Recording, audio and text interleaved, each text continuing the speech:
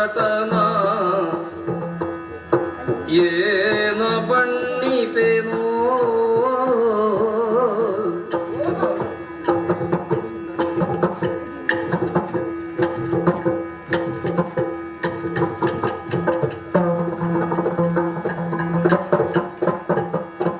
ಏನೆನ್ನುವೆ ಗಿರುವಾಣನುದ ತ್ರಿಜೋಡಿಯಲಿ ಎನೆಗಾನೆ ತಮ್ಮ ಪ್ರವೀಣತೆಗೆ ಶಿವನಾಣೆ ಏನೆನ್ನುವೆ ಗಿರುವಾಣನುದ ತ್ರಿಜೋಡಿಯಲಿ ಎನೆಗಾನೆ ತಮ್ಮ ಪ್ರವೀಣತೆಗೆ ಶಿವನಾಣೆ ನಿಮ್ಮಯರಾಣಿಯಾಗಿ ಅತ್ತಾನೆ ತಂದೆಯೋ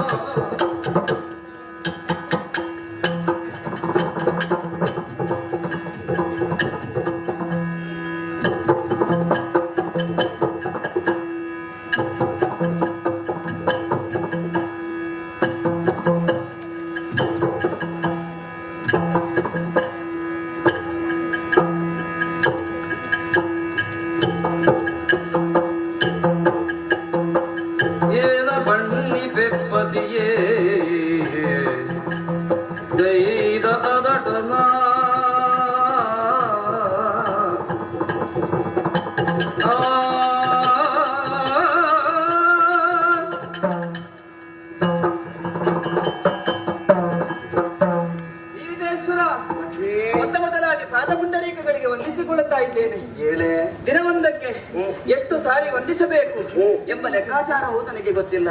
ದಿನವೊಂದಕ್ಕೆ ಎಂಬಾಗ ಭೂಲೋಕದವರ ದಿನವಲ್ಲ, ನಮ್ಮದು ಬೇರೆ ಅರ್ಥವನ್ನು ಕೊಡುವಂತದ್ದು, ಬೇರೆ ದಿನವ್ಯಾಪ್ತಿಯನ್ನು ಹೊಂದಿರುವಂತದ್ದು.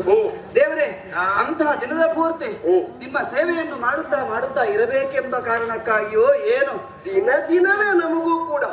ಆದ್ರೆ ನಮ್ಮ ದಿನ ಭೂಲೋಕಕ್ಕಾಗುವಾಗ ಕೆಲವು ದಿನ ಅಷ್ಟೇ. ಆ ದಿನ ಅಲ್ಲ, ಬೇರೆ ದಿನ. ನನ್ನ ಪಾಲಿಗೆ ಸುದಿನವೂ ಹೌದು. ಅಂದು ವಾರಿಧಿಮತರದ ಕಾಲದಲ್ಲಿ ಮೇಲೆದ್ದು ಬಂದಾಗ ಬ್ರಹ್ಮದೇವರು ನನ್ನ ಕೈಯಲ್ಲಿ ಸುಮಮಾಲೆಯನ್ನು ಕೊಟ್ಟರು. ನಿನಗೆ ಬೇಕಾದವರನ್ನು ಆಯ್ದುಕೋ. ಎಲ್ಲಾ ಮಂದಿಗಳು ಗಲ್ಲಕ್ಕೆ ಕೈ ಹಚ್ಚಿ ಕುಳಿತು ಇನ್ನೇನು ಈಕೆ ಒಂದು ನಮ್ಮ ಕತ್ತಿಗೆ ಮಾಲೆ ಹಾಕುತ್ತಾಳೆ ಅಂತ ಕಾದುಕೊಂಡಿದ್ರು. ಆದರೆ ಅವರು ಯಾರನ್ನು ಕಡೆಗಣ್ಣ ಕುಡಿನೋಟದಿಂದಲೂ ನೋಡದೆ ಪ್ರಶಾಂತವಾಗಿ ಒಂದು ಮೂಲೆ ಕುಳಿತಿದ್ದ ನಿಮ್ಮನ್ನು ಕಂಡೆ. ಸುಮಮಾಲೆಯನ್ನು ತಮ್ಮ ಕತ್ತಿಗೆ ಹಾಕಿದೆ. ಆಗ ಕೇಳಿದಿರಿ. ಆವಾಗ್ಲೇ ನನಗೆ ಗೊತ್ತಾದ್ದು, ಮಾತಾಡದೆ ಸುಮ್ಮನೆ ಕೂತ್ರೆ ಮದ್ವೆ ಆಗ್ತದೆ. ಮದುವೆ ಆಗ್ಬೇಕು ಅಂತ ಹಠ ಮಾಡಿದ್ರೆ ಮದುವೆ ಆಗುದಿಲ್ಲ ಅಂತೂ ನಾನು ನಿಮ್ಮ ಮಳಾದೆ. ಆಗ ಕೇಳಿದರೆ ನಿನಗೇನು ಬೇಕು ಅಂತ. ನಾನು ಕೇಳಿದೆ, ಅಶಾಂತವಾದ ಈ ವಾತಾವರಣ ಬೇಡ, ಪ್ರಶಾಂತವಾದ ಸ್ಥಳ ಬೇಕು ಅಂತ ಕೇಳಿದಾಗ ಹೃದಯದ ಬಾಗಿಲನ್ನು ತೆರೆದು ಲಕ್ಷ್ಮಿ ಕುಳಿತುಕೋ ಅಂತ ಹೇಳಿದರು. ಶ್ರೀಹರಿಯ ನಂತರ ಕೆಲವರು ಮಾತೇ ಬಿಟ್ಟಿದ್ದಾರೆ ಹೆಂಡತಿಯಲ್ಲಿ ಮಾತಾಡುವುದನ್ನು. ಅದೇನು? ಹೆಂಡತಿಯಲ್ಲಿ ಏನಾದ್ರೂ ಕೇಳಿದ್ರೆ ಎದೆಲ್ಲಿ ಜಾಗ ಕೊಡ್ಬೇಕಾಗ್ತದಲ್ಲ, ಹೃದಯದಲ್ಲೇ ಹೆಣ್ಣಿಗೆ ಸ್ಥಾನ ಕೊಡಬೇಕಾದದ್ದು, ಎಲ್ಲೆಲ್ಲಿಯೂ ಅಲ್ಲ. ಹೌದು. ಶ್ರೀಹರಿಯ ಹೃತ್ಕಮಲ ವಾಸಿನಿ ಎನ್ನುವಂತ ಹೆಸರು ನನ್ನ ಪಾಲಿಗೆ ಬಂತು. ಮನದನ್ನೇ ಅಂತ ಆಗಿ ಹೋದೆ. ಅಂದ್ರೆ ಮನದ ಹೆಣ್ಣು.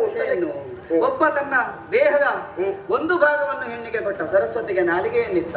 ಹೆಂಡತಿಯಾದವಳು ಗಂಡನಲ್ಲಿ ಯಾವ ವಿಷಯವನ್ನು ಹೇಳುವಾಗಲೂ ತನ್ನ ತುಟಿಯನ್ನು ಗಂಡನ ಎದೆಯಲ್ಲಿಟ್ಟು ಹೇಳಬೇಕು, ಮಾತಾಡಬೇಕು, ಹೃದಯಪೂರ್ವಕವಾಗಿ ಆಡುವಂತಹ ಮಾತು.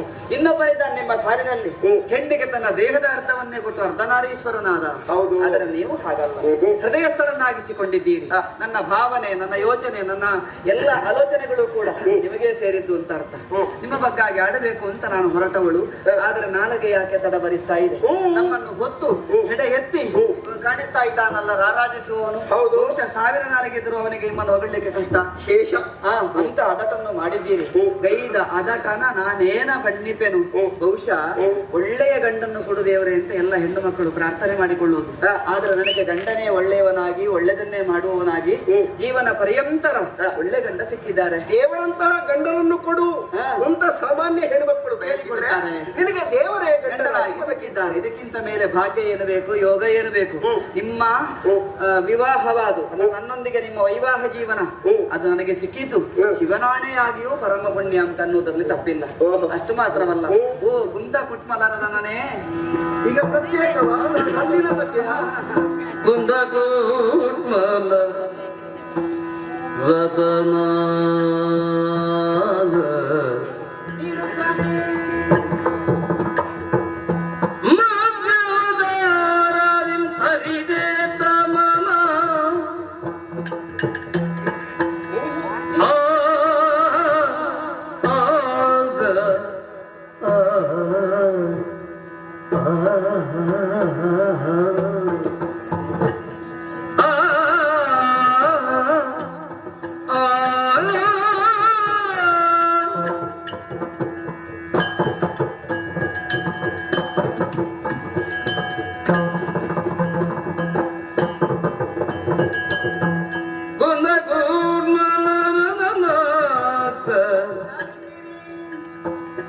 ಮತ್ಸ್ಯವತಾರದಿಂ ತರಿದೆ ತಮನ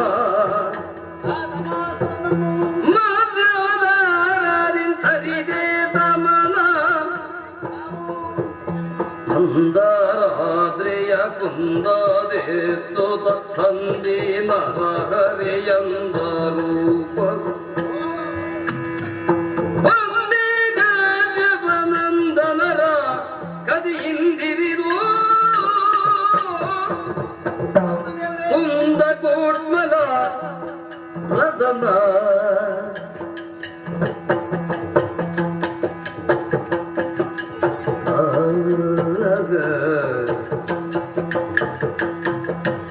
ಏನ ಬಣ್ಣಿತೆ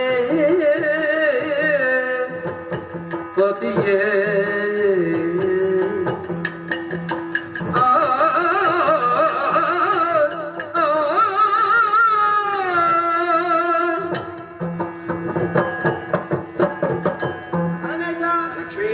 ಯಾವಾಗಲೂ ನಗುತ್ತಾ ಇರುವವರನ್ನು ಕೆಲವರು ಅಪಾರ್ಥ ಕಲ್ಪಿಸುವುದುಂಟು. ಅವರ ಹಲ್ಲ ಮುಂದೆ ಹಾಗಾಗಿ ಅವರು ನಗುವುದು ಅಳುವುದು ಗೊತ್ತಾಗುವುದಿಲ್ಲ ಅಂತ. ಆದ್ರೆ ನಿಮ್ಮ ಬಗ್ಗಾಗಿ ಹಾಗಲ್ಲ. ಮತ್ತೆ ಯಾವಾಗಲೂ ಸ್ನೇಹಮುಖನಾಗಿರುವವರು, ಅದು ಸಿಟ್ಟೇ ಇರ್ಲಿ ಅಥವಾ ಅದು ದುಗುಡವೇ ಇರ್ಲಿ ಅಥವಾ ಇನ್ನಾರ ಮೇಲಾದರೂ ವೈಮನಸ್ಸೇ ಇರ್ಲಿ, ಎಲ್ಲವನ್ನು ನಗೆಯ ಬಗೆಯಿಂದ ಹೋಗಲಾಡಿಸುವಂತಹ ಸಮರ್ಥರು ಯಾರು ಅಂತ ಕೇಳಿದ್ರೆ ತಾವು. ನನಗೆ ವೈದ್ಯ ಅಂತ ಒಂದು ಹೆಸರಿದೆ. ಹೌದು ಹೌದು. ವೈದ್ಯೋ ನಾರಾಯಣ ಹರಿ ಅಂತ ಹೇಳ್ತಾರೆ. ಸರಿ. ವೈದ್ಯನಾದವ ಏನ್ ಮಾಡ್ತಾರೆ? ಒಬ್ಬನಿಗೆ ಮದ್ದು ಕೊಡ್ತಾರೆ, ಔಷಧಿ ತಾನೆ. ಆ ಔಷಧಿಯನ್ನು ಉಂಡು ರೋಗಿ ಗುಣಮುಖನಾಗಿ ಎಲ್ಲಿಯೋ ಸಿಕ್ಕಿದಂತಹ ವೈದ್ಯರಲ್ಲಿ ಹೇಳ್ತಾನೆ, ನೀವು ಮೊನ್ನೆ ಕೊಟ್ಟ ಔಷಧಿಯಿಂದ ನನಗೆ ಬಹಳಷ್ಟು ಪ್ರಯೋಜನ ಆಗಿದೆ, ನನಗೆ ಗುಣ ಆಗಿದೆ. ಕಾಯಿಲೆ ಗುಣ ಆಗಿದೆ. ಆದರೂ ವೈದ್ಯ ನಗಾಡ್ತಾ ಇರ್ತಾನೆ. ಮತ್ತೊಬ್ಬ ಹೇಳ್ತಾನೆ, ನಮ್ಮ ಬದಿ ಮನೆಯವರಿಗೆ ನೀವು ಮೊನ್ನೆ ಕೊಟ್ಟಿರಲ್ಲ ಔಷಧಿ, ಅವರು ತೀರಿ ಹೋದ್ರು ಅಂತ. ಆದರೂ ವೈದ್ಯ ನಗಾಡ್ತಾ ಇರ್ತಾನೆ. ಅವಸ್ಥಿತ ಪ್ರಜ್ಞಾ. ಅದರ ಅರ್ಥ ಏನು? ಯಾವ ಭಾವಕ್ಕೂ ಸರಿಯಾದಂತಹ ಸ್ಪಂದನೆಯನ್ನು ಕೊಡುತ್ತಾ ಸಮ ಮನಸ್ಥಿತಿಯಲ್ಲಿರುವವ ಅಂತ ಅರ್ಥ. ಅಂತ ಅರ್ಥ. ಹಾಗಾಗಿ ನಿಮ್ಮನ್ನು ಹೇಳೋದು ಏನು? ಲೋಕದ ಮಂದಿಗಳ ಚಂದಕ್ಕೆ ಹೆಸರಾದವನು ಆ ಮನಸ್ಸಿಜನು, ಅವನಿಗೆ ಪಿತನು ತಾವಾಗಿದ್ದೀರಿ. ನಿಮ್ಮ ಅಂದವನ್ನು, ನಿಮ್ಮ ಚಂದವನ್ನು, ನಿಮ್ಮ ರೂಪವನ್ನು ಯಾರಿಗೂ ವರ್ಣಿಸುವುದಕ್ಕೆ ಸಾಧ್ಯ ಇಲ್ಲ. ಮತ್ತೆ ಕುಂದ ಕುತ್ಮಲರದನ ಬಿಳಿಯಾದ ಹಲ್ಲು ಉಳ್ಳವರು. ಯಾಕೆ ನನ್ನ ಹಲ್ಲು ಬಿಳಿಯಾಗಿ ಕಾಣುವುದು? ಯಾಕೆ? ಯಾಕೆ? ನಾನು ಕಪ್ಪಿದ್ದೇನೆ, ಆದ್ದರಿಂದ ಶ್ಯಾಮಲ ವರ್ಣದಿಂದ ರಂಜಿಸುವ ನಿಮಗೆ ಅದೊಂದು ಶೋಭೆಯೇ ಸರಿ ಸ್ವಾಮಿ. ನಿಮ್ಮ ಬಾಹ್ಯ ರೂಪದ ಬಗ್ಗಾಗಿ ನಾನು ಚಿಂತನೆ ಮಾಡುವವಳೆ ಅಲ್ಲ. ನಿಮ್ಮ ಆಂತರ್ಯ ಏನು ಅಂತ ನಾನು ಚೆನ್ನಾಗಿ ತಿಳಿದಿದ್ದೇನೆ. ಬಹುಶಃ ನಿಮ್ಮನ್ನು ನನ್ನಷ್ಟು ಸರಿಯಾಗಿ ಮತ್ತು ಸುಲಭವಾಗಿ ಅರ್ಥ ಮಾಡಿಕೊಂಡವರು ಇನ್ನೊಬ್ಬರು ಇರುವುದಕ್ಕೆ ಸಾಧ್ಯ ಇಲ್ಲ. ಇನ್ನೊಬ್ಬರಿದ್ರೆ ಅದೊಂದು ಅಪವಾದ. ಹೌದು ದೇವರೇ. ಈ ಹಿಂದೆ ಯಾಕೆ ಈ ಚಿತ್ತಪ್ರಜ್ಞೆ ನಿಮ್ಮಲ್ಲಿ ಉಳಿದು ಹೋಯಿತು ಅಂತ ಕೇಳಿದ್ರೆ, ಸೃಷ್ಟಿಯ ಆದಿಯಲ್ಲೂ ಇಂತಹ ವ್ಯಾಜ ಉಂಟಾದಾಗ ಸಮಚಿತ್ತದಿಂದ ಎಲ್ಲವನ್ನೂ ಸಮೀಕರಿಸಿಕೊಂಡವರು ತಾವಿದ್ದೀರಿ. ಅಲ್ಲಿಂದ ಪ್ರಾರಂಭ ಆಗ್ತದೆ ನಿಮ್ಮ ಕಾರ್ಯಕ್ರಮಗಳ ಪ್ರಖರತೆ. ಈಗ ನನ್ನನ್ನು ಹೊಗಳುವುದಕ್ಕೆಲ್ಲ ಪ್ರಾರಂಭ ಮಾಡಿ ಅಲ್ಲ, ಹೊಗಳುವುದಕ್ಕಲ್ಲ ಇದು. ನಿಂತಾಗ ಹೇಳಿದ್ರೆ ಹೊಗಳುದು ಅಂತ ಆಗುದಿಲ್ಲ. ಏನ್ ಮಾಡಿದ್ದೀರಿ? ಆಗಿ ಹೋದದ್ದನ್ನು ನೆನಪು ಮಾಡುವ ಅಂತ ನಾನಾ ಅವತಾರಗಳನ್ನು ಎತ್ತಿದ್ದೀರಿ. ಆದಿದೈತ್ಯರ ಸಂಹಾರಕ್ಕಾಗಿಯೋ ಅಥವಾ ಲೋಕದಲ್ಲಿ ಸಮಸ್ಥಿತಿಯನ್ನು ಕಾಯ್ದುಕೊಳ್ಳುವುದಕ್ಕೆಯೋ, ಅಧರ್ಮರ ಸಂಖ್ಯೆ ಹೆಚ್ಚಾಗಿ ಧರ್ಮಿಗಳ ಸಂಖ್ಯೆ ಕಡಿಮೆಯಾದಾಗ ಅಲ್ಲೆಲ್ಲ ಮಧ್ಯೆ ಕಾಣಿಸಿಕೊಂಡು ಧರ್ಮಾಧರ್ಮಗಳ ವಿವೇಚನೆ ಚೆನ್ನಾಗಿ ತಿಳಿದು ಸಮತೋಲನದ ತಕ್ಕಡಿಯನ್ನು ಸರಿದೂಗಿಸಿ ಬಿಟ್ಟಿದ್ದೀರಿ. ಹೌದು ಹೌದು. ಒಬ್ಬ ಮತ್ಸ್ಯನೋ, ಒಬ್ಬ ವರಾಹನೋ, ಒಬ್ಬ ಕೂರ್ಮನೋ, ಒಬ್ಬ ನರಸಿಂಹನೋ, ಈ ಎಲ್ಲಾ ರೂಪಗಳು ಯಾಕಾಗಿ ತಮಾಸುರನನ್ನು ಕೊಲ್ಲುವುದಕ್ಕಾಗಿಯೋ ಮಂದರಾತ್ರಿಯನ್ನು ಎತ್ತುವುದಕ್ಕಾಗಿಯೋ ಅಲ್ಲ, ಲೋಕಕ್ಕೊಂದು ನೀತಿ ಪಾಠವಾಗಿ ಉಳಿಯಬೇಕು. ಅಧರ್ಮಿಗಳು ಯಾವತ್ತೂ ಶಿಕ್ಷಾರ್ಹರು ಎನ್ನುವುದನ್ನು ತೋರಿಸಿಕೊಡುವುದಕ್ಕಾಗಿ ಸ್ವಾಮಿ ಈ ಎಲ್ಲ ಅವತಾರಗಳ ಒಂದೊಂದು ಕಥೆಯನ್ನು ಹೇಳ್ತಾ ಹೋದ್ರೆ ಅದೇ ಒಂದೊಂದು ಪ್ರಸಂಗ ಅದೇ. ಅದನ್ನು ಹೇಳುವುದರಲ್ಲಿ ನನಗೆ ತೃಪ್ತಿಯೂ ಉಂಟು ಸ್ವಾಮಿ. ಹಾಗಾಗಿ ನಾನಾ ರೂಪಗಳನ್ನು ತಾಳಿ ಆ ಅಧರ್ಮಿಗಳನ್ನು ಕೊಂದು ಧರೆಯ ಧರ್ಮವನ್ನು ಕಾದಿದ್ದೀರಿ. ತ್ರೈಕ್ಷೋಣಿಗೂ ಸುಖವನ್ನುಂಟು ಮಾಡಿದವರು ತಾವೆನ್ನುವುದರಲ್ಲಿ ಎರಡು ಮಾತಿಲ್ಲ. ಲಕ್ಷ್ಮಿ, ನೀನೇನೋ ಹೊಗಳ್ತಿ. ಏನು ಹೊಗಳಿದೆ? ನನಗೂ ಕೇಳುವುದಕ್ಕೆ ಭಾರಿ ಚಂದ ಆಗ್ತದೆ. ಗಂಡ ಹೊಗಳುವಾಗ ಹೆಂಡತಿಗೆ ಸಂತೋಷ ಆಗುದು. ಹೆಂಡತಿ ಏನಾದ್ರು ಸಣ್ಣ ಕೆಲಸ ಮಾಡಿದ್ರೆ ಗಂಡ ದೊಡ್ಡದು ಅಂತ ಅಲ್ವಾ? ಎಷ್ಟು ಮಂದಿಗಳಿಗೆ ಇದನ್ನೆಲ್ಲ ಕೇಳಿಸಿಕೊಳ್ಳುವುದಕ್ಕೆ ಸಹನ ಅಲ್ಲ. ಯಾರಿಗೆ ಬೇಕಾದರೂ ಕೇಳಲಿ, ಯಾರು ಸಹಿಸಿಕೊಳ್ಳಿ, ನನಗಂತೂ ಹೇಳುವುದರಲ್ಲೂ ಕೇಳುವುದರಲ್ಲೂ ಸಂತೋಷ ಉಂಟು ಸರ್. ಲಕ್ಷ್ಮಿ, ಗೋಡಿಗೂ ಕಿವಿ ಇದೆ. ಇರ್ಲಿ, ನಮ್ಮ ಆಗುವುದಿಲ್ಲ. ನಮ್ಮ ಈ ಆಗಿನ ಕಾಲದಲ್ಲಿ ಅಂತ ಸಮಸ್ಯೆ ಇಲ್ಲ.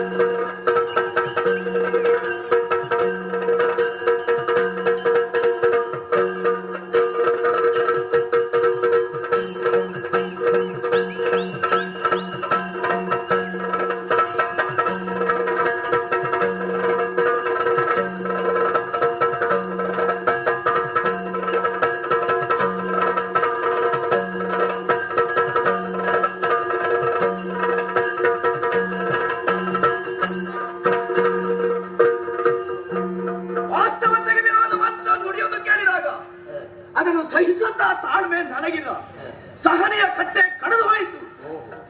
ಸುದರ್ಶನ ನಾನು ಅಲ್ಲೇ ಒಳಗಿದ್ದೆ, ಹೊರಗೆ ಇಳಿಯುವಂತೆ ಮಾಡಿಬಿಟ್ರಲ್ಲ ಇವರು. ಏನು ಮಾಡು ನೋಡೋಣ.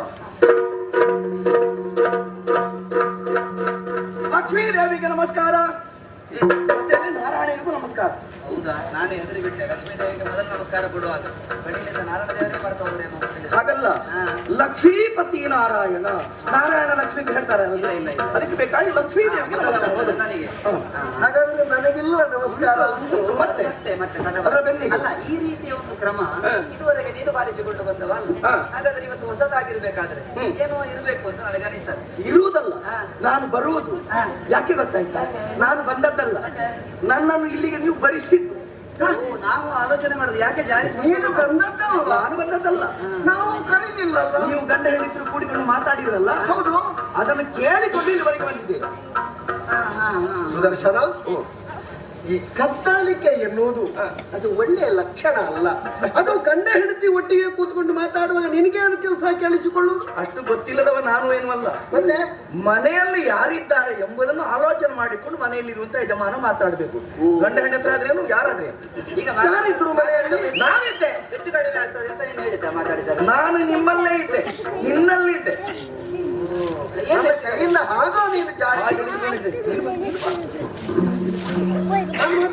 ನಿನ್ನಲ್ಲಿ ಮಾತಾಡೋ ಪ್ರಶ್ನೆ ಇಲ್ಲ. ನಾನು ಕೂತ್ಕೊಳ್ಬೇಕು. ನಿನ್ನನ್ನು ದೇವರು ಅಂತ ಹೇಳಿದ್ನಲ್ಲ, ದೇವರ ಹಾಗೆ ಕೂತ್ಕೊಳ್ಬೇಕು. ಲಕ್ಷ್ಮಿಯಲ್ಲಿ 4 ಮಾತು ಮಾತಾಡಬೇಕು. ನನ್ನ ಹತ್ರ ಕೈ ಲಕ್ಷ್ಮೀ ದೇವಿ, ಓಹೋ ಎದ್ದೇಳಪ್ಪ.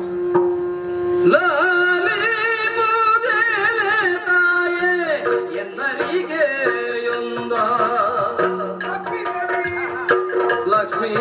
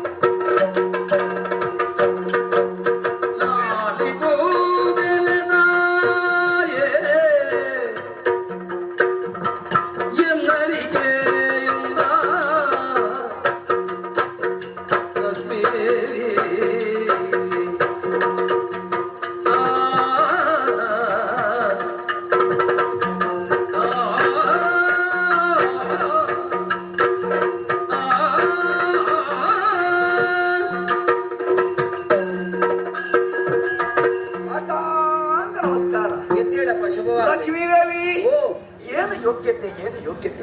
ಯಾರ್ದು? ಲಕ್ಷ್ಮಿಯ ಆರಾಧನೆ ಮಾಡಿದಂತ ಈ ಪ್ರಪಂಚದ ಜನರಿದ್ದಾರೆ. ಇಲ್ಲ ಇಲ್ಲ ಇಲ್ಲ ಇಲ್ಲ. ನಿಮ್ಮನ್ನು ಹೊಗಳುತ್ತಿದ್ದಕ್ಕೆ ನೀವೇ ಹೇಳಿದ ಹಾಗೆ ನಾಲಿಗೆ ಅವನ ಹಾಗೆ ನನಗೂ ನಾಲಿಗೆ ಬೇಕಿತ್ತು. ಯಾರ ಹಾಗೆ? ಹಾಸಿಗೆ ಇದ್ದಾನಲ್ಲ, ಹೌದು ಹೌದು, ಶೇಷ. ನೀವು ಹೇಳಿದ್ದಾನೆ ನಾನು ಹೇಳಿದೀಗ. ಶೇಷ ಬೇಕಿತ್ತು ಹೊಗಳೋದಕ್ಕೆ. ನಾನು ಅದನ್ನು ಹೇಳ್ತೇನೆ, ಶೇಷನೇ ಬೇಕಿತ್ತು ನಿಮ್ಮ ಬಗ್ಗೆ ಹೊಗಳೋದಕ್ಕೆ. ಏನು ಪ್ರತಿಯೊಂದು ಮನೆ ಮನೆಯಲ್ಲಿಯೂ ಲಕ್ಷ್ಮೀ ದೇವಿ ಆರಾಧನೆ. ಭಾಗ್ಯಲಕ್ಷ್ಮಿ ಬಾರಮ್ಮ ಹೀಗೆ ಕರೆಯುವಂತ ಮಂದಿಗಳು ಎಷ್ಟೋ ಹೇಳುವುದಕ್ಕೆ ಸಾಧ್ಯವಿಲ್ಲ.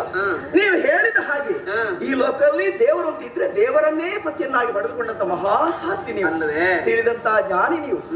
ಆದ್ರೆ ಏನು ಮಾಡೋಣ ಹೇಳಿ, ಈ ಲೋಕಲ್ಲಿ ಯಾರೇ ಆಗ್ಲಿ ಏನು ತಿಳಿದವ್ರು ಏನಾದ್ರು ತಪ್ಪು ಮಾಡಿದ್ರೆ ಅವನಿಗೆ ಏನು ಗೊತ್ತಿಲ್ಲ, ಅವ ತಪ್ಪು ಮಾಡಿಬಿಟ್ಟ, ಹೀಗೆ ಅವನ ಬಗ್ಗೆ ನಾವು ತಾಸಾರೆಯಿಂದ ಕುಳಿತುಕೊಳ್ಬಹುದು. ತಿಳಿದವರು ಏನಾದ್ರು ತಪ್ಪು ಮಾಡಿದ್ರೆ ಅದಕ್ಕೆ ಏನು ಪ್ರಾಯಶ್ಚಿತ, ನಾನು ಹೇಳ್ತೇನೆ. ದೇವರು ದೇವರಾಗಿರ್ಬೇಕು. ಈಗ ಇಲ್ಲಿ ಏನು ನಡೀತದೆ ಎಲ್ಲವೂ ನನ್ನ ಕವಿತಾರವಾಗಿ ಹೇಳ್ತೇನೆ, ನೀವು ಒತ್ತಡ ಮಾಡಬೇಡಿ. ಈಗ ನಾನು ಯಾಕೆ ಬಂದಿದ್ದೇನೆ ಗೊತ್ತಾ? ನೀನ್ ಯಾಕೆ ಹಿಡಿದು ಬಂದಿ? ನಿಮ್ಮ ಗಂಡನನ್ನು ಈಗ ಇಲ್ಲಿ ಹೊಗಳಿದ್ರಲ್ಲ, ನನ್ನ ಗಂಡನನ್ನೇ ನಾನು ಹೊಗಳಿದ್ದು. ಹೌದಪ್ಪ, ನಿಮ್ಮ ಗಂಡನನ್ನೇ ನೀವು ಹೊಗಳಿದ್ದು. ತನ್ನ ಗಂಡನನ್ನೇ ಆಗ್ಲಿ ಅಥವಾ ತನ್ನ ಮಕ್ಕಳನ್ನಾಗ್ಲಿ ನೆಂಟರಿಷ್ಟರನ್ನಾಗ್ಲಿ ಯಾರನ್ನೇ ಆಗ್ಲಿ ಇದ್ದ ವಿಷಯವನ್ನೇ ಇಟ್ಟುಕೊಂಡು ಹೊಗಳಬೇಕೆ ಹೊರತು ಇಲ್ಲದ ಅಲ್ಲಸಲ್ಲದ ವಿಷಯವನ್ನು ಜೊತೆ ಮಾಡಿಕೊಂಡು ಗಂಡನಿಗೆ ಸಮಾಧಾನ ಆಗಬೇಕು, ಗಂಡನಿಂದ ಶಾಬಾಸ್ಗಿರಿ ಪಡಿಬೇಕು ಅಂತ ಹೇಳಿ ಯಾವ ಹೆಣ್ಣು ಹೇಳಬಾರದು. ಯಾಕಂದ್ರೆ ಲೋಕಕ್ಕೆ ಆದರ್ಶ ಪ್ರಯೋಗ ಹಾಗಿರ್ಬೇಕು, ಹೆಣ್ಣಾದವಳು ಲಕ್ಷ್ಮಿ ಅಂತ ಇರ್ಬೇಕು. ಹೀಗೆ ಹೇಳುವ ಎಷ್ಟು ಮಂದಿ ಇಲ್ವಾ? ಮತ್ತೆ ನಮ್ಮದು ಅನುರೂಪ ದಾಂಪತ್ಯ. ನೀವು ಏನು ಹೇಳಿದಿರೋ ಅದುವೇ ಮುಂದಿನ ಪೀಳಿಗೆಗೆ ಒಂದು ಆದರ್ಶ ಬಂದಿದೆ. ಹಾಗಾಗಿ ನೀವೇ ಹೀಗೆ ತಪ್ಪಿ ನಡೆದ್ರೆ ಇನ್ನುಳಿದವರಿಗೆ ಆದರ್ಶವಾಗ್ತದೆ. ಅದು ಈಗ ನಾನು ತಪ್ಪಿ ನಡೆದು ಅಲ್ಲದ ಮತ್ತೆ ಹೇಗೆ ಹೇಳಿ? ನಿಮ್ಮ ಗಂಡನನ್ನು ಹೊಗಳಿದ್ರಲ್ಲ, ಹೌದು, ಏನ ತಪ್ಪೀಗ? ಆ ಕಾಲಲ್ಲಿ ಹಾಕುಂಟು, ಈ ಕಾಲ ಹೀಗುಂಟು. ಮತ್ತೆ ಹೇಳಿದ್ರು ಏನೆಲ್ಲ ಸಾಹಸ ಮಾಡಿದ್ದಾರೆ. ಶರೀರ ಕಾಲುಂಟು. ಮತ್ತೆ ಯಾರಿಗೆ ಅಲ್ಲ ಹೇಳಿ, ಆ ಕಾಲದಲ್ಲಿ ಹಾಗುಂಟು, ಈ ಕಾಲ ಹೀಗುಂಟು, ಅಲ್ಲಿ ಹಾಗೆ ಮಾಡಿದ ಹೀಗೆ ಮಾಡಿದ ಎಲ್ಲೆಡೆಯಲ್ಲೂ ಸಾಹಸ ಹೇಳಿದ್ರಲ್ಲ. ಆ ಬಳಿಕ ನೀವೊಂದು ವಿಷಯ ಹೇಳಿದ್ರಲ್ಲ, ರಕ್ಕಸನ ಕೊಂದಿದ್ದಾನೆ. ಏನು ಮಾಡಿದ್ದಾರೆ ಈ ರಕ್ಕಸನ? ಇವನು ಕೊಂದದ್ದಿ.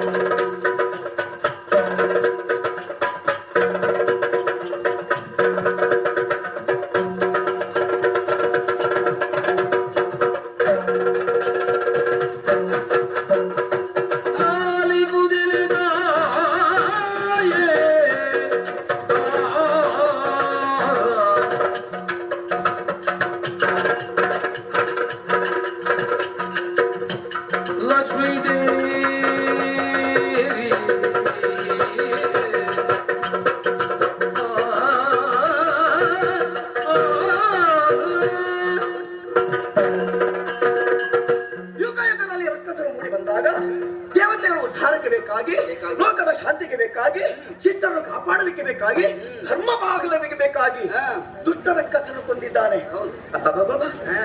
ಏನು ಸುಳ್ಳು ಹೇಳ್ತೀನಿ? ಸುಳ್ಳ ಅಲ್ಲದಿದ್ದು ನಾನಂದ್ರೆ ನನಗೆ ಆಗದಿದ್ದದ ಅದೇ. ಏನು ಲಕ್ಷ್ಮೀದೇವಿಯು ಸುಳ್ಳು ಹೇಳಿಬಿಟ್ಲಲ್ಲ. ಸಾಮಾನ್ಯವಾಗಿ ಏನಾಗಿ ಬೇರೆ ಯಾರಾದ್ರೂ ಹೇಳ್ತಿದ್ರೆ ಸಮಾಜ ಮಾಧ್ಯಮ ಯಾರಿಗೆ ಗೊತ್ತಿಲ್ಲ ವಿಷಯ. ನಾನು ಸುಳ್ಳು ಹೇಳಿದ್ದೇನೆ ಅಂತ ಹೇಳ್ತಾ ಇದ್ದೀಯಾ? ಹೌದು. ಬರೀ ಬಾಯಲ್ಲಿ ಹೇಳಿದ್ರೆ ಸಾಕು. ಬಾಯಲ್ಲಿ ಹೇಳಿದ ಕೈಯಲ್ಲಿ ತೋರಿಸ್ತೇನೆ. ಹೇಗದು ಹೇಳು. ಘೋರದಾನವರು ಹೊರಕ್ಕಾಗಿ ಬಂದಾಗ ಆ ರಕ್ಕಸರನ್ನು ನಾನು ಸೇರಿ ಕೊಂದದ್ರಿಂದ ಎಲ್ಲದಕ್ಕೂ ಕಾರಣ ಲಕ್ಷ್ಮೀದೇವಿ. ಎಲ್ಲದಕ್ಕೂ ಕಾರಣ ಲಕ್ಷ್ಮೀದೇವಿಯ ಗಂಡ. ಲಕ್ಷ್ಮೀದೇವಿ ತಿಳಿಸ್ಬೇಡ. ಹಾಗಲ್ಲ, ಮತ್ತೆ ಅದು ವಿರಳವಾಗಿ ಹೇಳುವಾಗ ಹಾಗೆ ಘೋರದಾನವರೆಲ್ಲ ಖುರಕ್ಕಾಗಿ ಬರದೆ ನಾನು ಸೇರಿ ಕೊಂದದ್ರಿಂದ ಎಲ್ಲದಕ್ಕೂ ಕಾರಣವಾಯಿತು. ಗಂಡ ಹೌದು, ಇದಲ್ಲ ಅಂತ ಹೇಳಿದ್ ನಾನು. ಒಂದಕ್ಕೆ ಅವರ ಸಹಕಾರ ಅಲ್ಲ. ಅವ ಏನು ಮಾಡಿದ ಅದನ್ನ ಹೇಳಿದ್ರು. ಅದ್ರಲ್ಲಿ ಕೇವಲ ಬಿಂಬ ಎಲುಬಿನ ಹಂದರ ಮಾತ್ರ ಇರುವುದು. ಯಾರ್ದು? ಅವರಲ್ಲಿ ಮತ್ತೆ ಮತ್ತೆಲ್ಲ ಕೆಲಸ ನೀನೇ. ಮತ್ತೆ ನಾನು ಇದ್ದದ್ರಿಂದ ಇಷ್ಟೆಲ್ಲ ಕೆಲಸ ಆಯ್ತು. ಸಾಕಾಡು ಮತ್ತೆ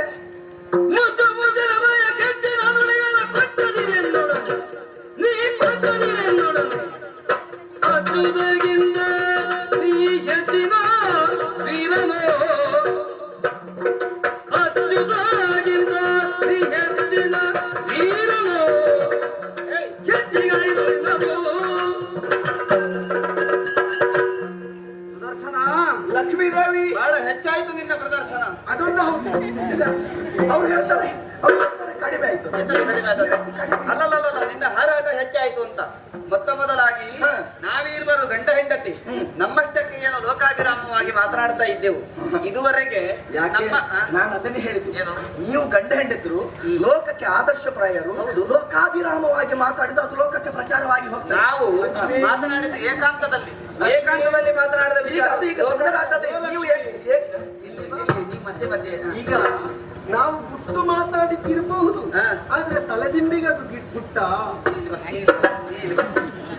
ನಾವು ಏಕಾಂತದಲ್ಲಿದ್ದಾಗ ಆಡಿದ ಮಾತು ಈಗ ಲೋಕಾಂತವಾಗಬಾರದು, ಆಗ್ಲಿಕ್ಕಿಲ್ಲ ಅಂತ ಗ್ರಹಿಸಿದೆವು. ಲೋಕಾಂತಕ್ಕೆ ಬಂದಾಯ್ತಲ್ಲ. ಅಲ್ಲ, ಈಗ ನೀನೊಬ್ಬ ನಮ್ಮ ಬಳಿಯಲ್ಲಿ ಶಂಕ ಇದೆಯಲ್ಲ, ಶಂಕವನ್ನು ಎಷ್ಟು ನಿಧಾನ ಮೆಲ್ಲಕ್ಕೆ ಉದಿದ್ರೆ ಅದು ಮೆಲ್ಲ ಕೇಳ್ತದ. ಇಲ್ಲ, ಕೇಳುವುದು ಈಗ ಈ ಸಂಕಟ ರೂಪದಲ್ಲಿ ನೀನು ಕಾಣಿಸಿಕೊಂಡೇ ಅಲ್ಲ. ನೀನೊಬ್ಬ ನಮ್ಮಲ್ಲಿ ಇದ್ದಿ ಎನ್ನುವ ಕಾರಣಕ್ಕಾಗಿ ನಾವು ಮಾತುಗಳನ್ನು ಕಡಿಮೆ ಮಾಡಿದವರಲ್ಲ. ಕಡಿಮೆ ಮಾಡ್ಬೇಕು ಅಂತ ಹೇಳಿದ್ದಲ್ಲ, ನನ್ನನ್ನು ಸ್ವಲ್ಪ ಸೇರಿಸಿಕೊಳ್ಬಹುದಿತ್ತಲ್ಲ. ಸೇರಿಸಿಯೇ ಮಾತನಾಡಿದ್ದು ನಾವು, ಆದ್ರೆ ಅದು ನಿನಗೆ ಪತ್ತೆ ಆಗ್ಲಿಲ್ಲ. ನಾನು ನನ್ನ ಗಂಡನನ್ನು ಹೊಗಳದೆ ಮೂರನೇ ಒಬ್ಬ ವ್ಯಕ್ತಿಯನ್ನು ಹೊಗಳ್ತಿದ್ರೆ ನೀನು ಹೇಳಬೇಕಿತ್ತು, ನಿಮ್ಮ ಗಂಡನನ್ನು ಹೊಗಳಿಲ್ಲ, ಅವರನ್ನು ಹೊಗಳಿದ್ದೀರಿ. ಹಾಗಲ್ಲ, ನಾನು ನನ್ನ ಗಂಡನನ್ನೇ ಹೊಗಳಿದ್ದೆ, ನನ್ನಲ್ಲೋರನ್ನು ನಾನು ಮಾತಾಡಿದ್ದರು. ಈಗ ನಿಮ್ಮ ಗಂಡನನ್ನೇ ಆದರೂ ಇದ್ದ ವಿಷಯ ಹೇಳಿದೆ. ಹೇಳುವಾಗ ನಿನಗೆ ಯಾಕೆ ಸಿಟ್ಟು ಬಂತು? ಇಲ್ಲದ ವಿಷಯ ನನ್ನನ್ನು ಸ್ವಲ್ಪ ಸೇರಿಸಿಕೊಳ್ಳುವ ವಿಷಯ ಅಂತಲ್ಲ. ಮತ್ತೆ ನಿನ್ನನ್ನು ನಾನು ಮೂರನೇವ ಅಂತ ತಿಳಿಲಿಲ್ಲ.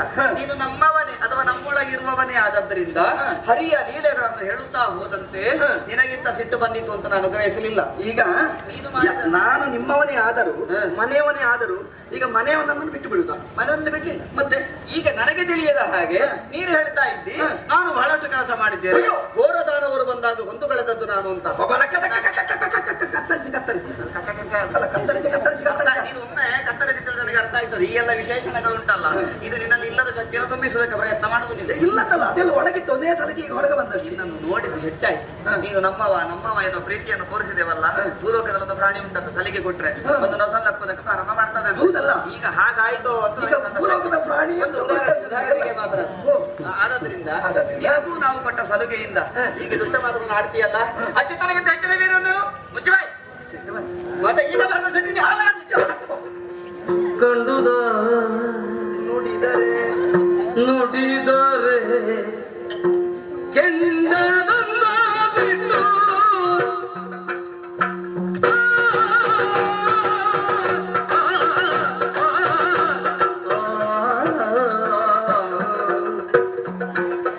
ಕೆಂಡದಂತಹ ಸಿಟ್ಟು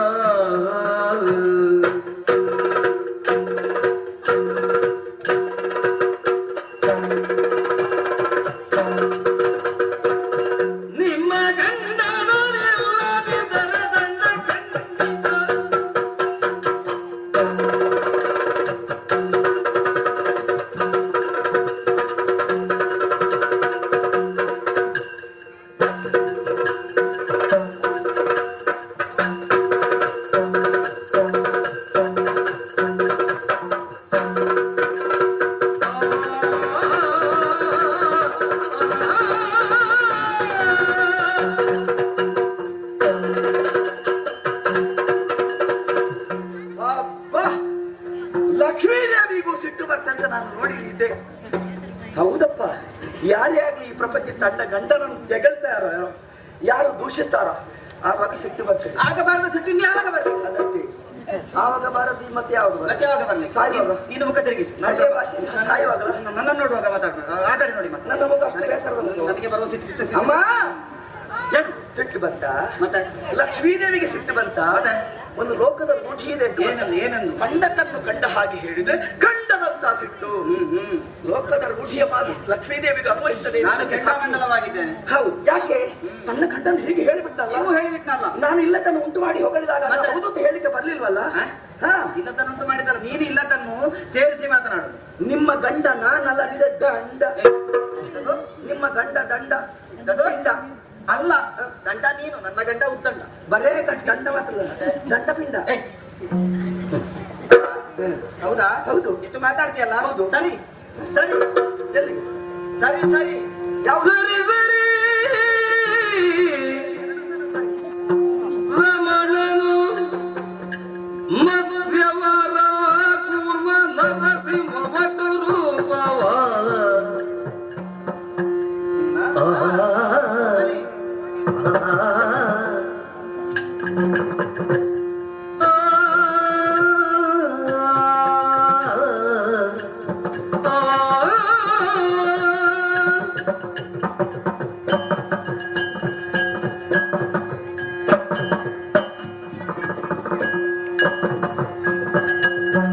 ಸರಿ ಸರಿ ರಮಣನು ಸರಿ ಸರಿ ಅಂತ ಬೇರೆ ಬೇರೆ ಆಗಿದೆ. ಒಳಗೆ ಸರಿ. ಮತ್ಸ್ಯ ವರಹ ಕೂರ್ಮ ನರಸಿಂಹ ಭಟು ರೂಪವ ಯಾರು ಭಟು ರೂಪವ ಧರಿಸಿದವರನ್ನು ಹರಿದಾಗ ನೀನೆಲ್ಲಿ ಸುದರ್ಶನ, ಧರಿಸಿದವರನ್ನು ಹರಿದಾಗ ನೀನೆಲ್ಲಿ ಮರೆಯೊಳಗಿದ್ದೆ ಮರೆಯೊಳಗಿದ್ದೆ ಬೇಡೋ ಸರಿ ಸರಿ ರಮಣ ಮತ್ಸ್ಯವರ ಕೂರ್ಮ ನರಸಿಂಹ ಭಟು ರೂಪವ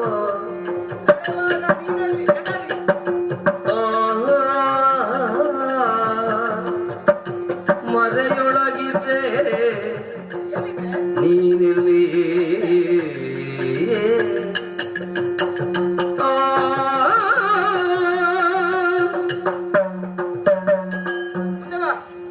ಸುದರ್ಶನ, ನೀನಾಡುವ ಮಾತುಗಳಿಗೆ ನಿದರ್ಶನ ಕೊಡಬೇಕಾಗುವಂತ ಕಾಲ ಬಂದಿದೆ ಈಗ. ಖಂಡಿತ. ಬರೀ ಆಡಿಕೊಂಡರೆ ಸಾಲದು. ನನ್ನವರು ಘೋರದಾನವನ್ನು ಸಂಹಾರ ಮಾಡುವಲ್ಲಿ ಹಿಂದಿದ್ದಾರೆ. ನಿನ್ನ ಬಲ ಸಿಕ್ಕಿದ್ದರಿಂದಲಾಗಿ ಅಥವಾ ನೀನು ಬೆಂಬಲವಾಗಿ ನಿಂತದ್ದರಿಂದಲಾಗಿ ಘೋರದಾನವರ ಸಂಹಾರ ಆಗುವುದಕ್ಕೆ ಸಾಧ್ಯವಾಯಿತು ಎಂಬುದಕ್ಕಾಗಿ ನಿನ್ನನ್ನು ಸೇರಿಸಿಕೊಂಡೆ ಕಥೆಯಲ್ಲಿ. ಈಗ ನಮ್ಮ ಅವನ ಸಂಬಂಧ ಅದು ಇವತ್ತು ನಿನ್ನೆದ್ದಲ್ಲ. ಹೌದಪ್ಪ, ನನಗೆ ಗೊತ್ತುಂಟು. ಆದಿಯಿಂದ ಪ್ರಾರಂಭ ಅಂತಲ್ಲ. ನೀವು ಈಗ ಮೊನ್ನೆ ಸಮುದ್ರ ಮಥನಕಾಲದಿಂದ ಬಂದುಕೊಂಡು ಬಂದದ್ದು. ಅದಕ್ಕೆ ಮೊದಲ ಕಥೆ ಅಂತ ನಿಮ್ಗೆ ಗೊತ್ತುಂಟು. ಎಲ್ಲ ಚಂದ ಹೇಳ್ತಾರೆ. ಬರೀಲಿಕ್ಕೆ ಹೇಳಿದೆ ನಾನು. ಅಲ್ಲ, ಕಥೆ ಹೇಳುದಲ್ಲ ನಿಸ್ಸಿಮ. ಹೌದೌದು.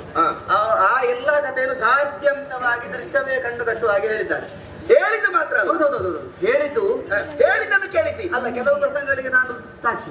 ಈಗ ಅದಕ್ಕೆ ಮೊದಲ ಮೊದಲ ಕಥೆಗಳು ಒಂದು 2-3 ಪ್ರಕರಣದಲ್ಲಿ ನಾನು ಇರ್ಲಿಲ್ಲ ಅನ್ನೋದು ಬಿಟ್ಟರೆ ಉಳಿದೆಲ್ಲವೂ ನಾನು ಚೆನ್ನಾಗಿ ಬಲ್ಲೆ. ಹೋಗ ಕೂಡಲೇ ಬಂದು ಹೇಳಿದ. ನೀವು ಏನು ಬಲ್ಲಿರಿ?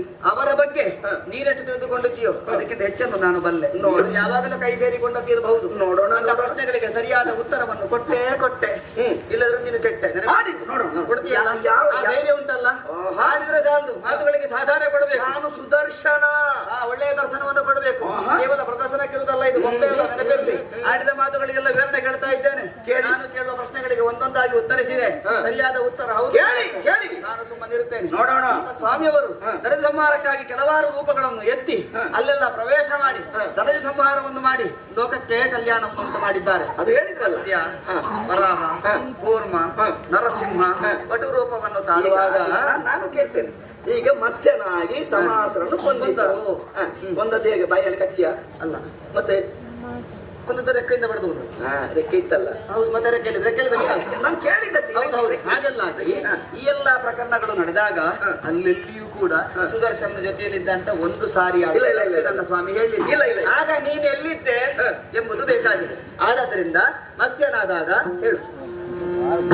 ಮದ್ಯನ ರೇಖೆಯ ಕೂರ್ಮನ ಚಿಪ್ಪಿನ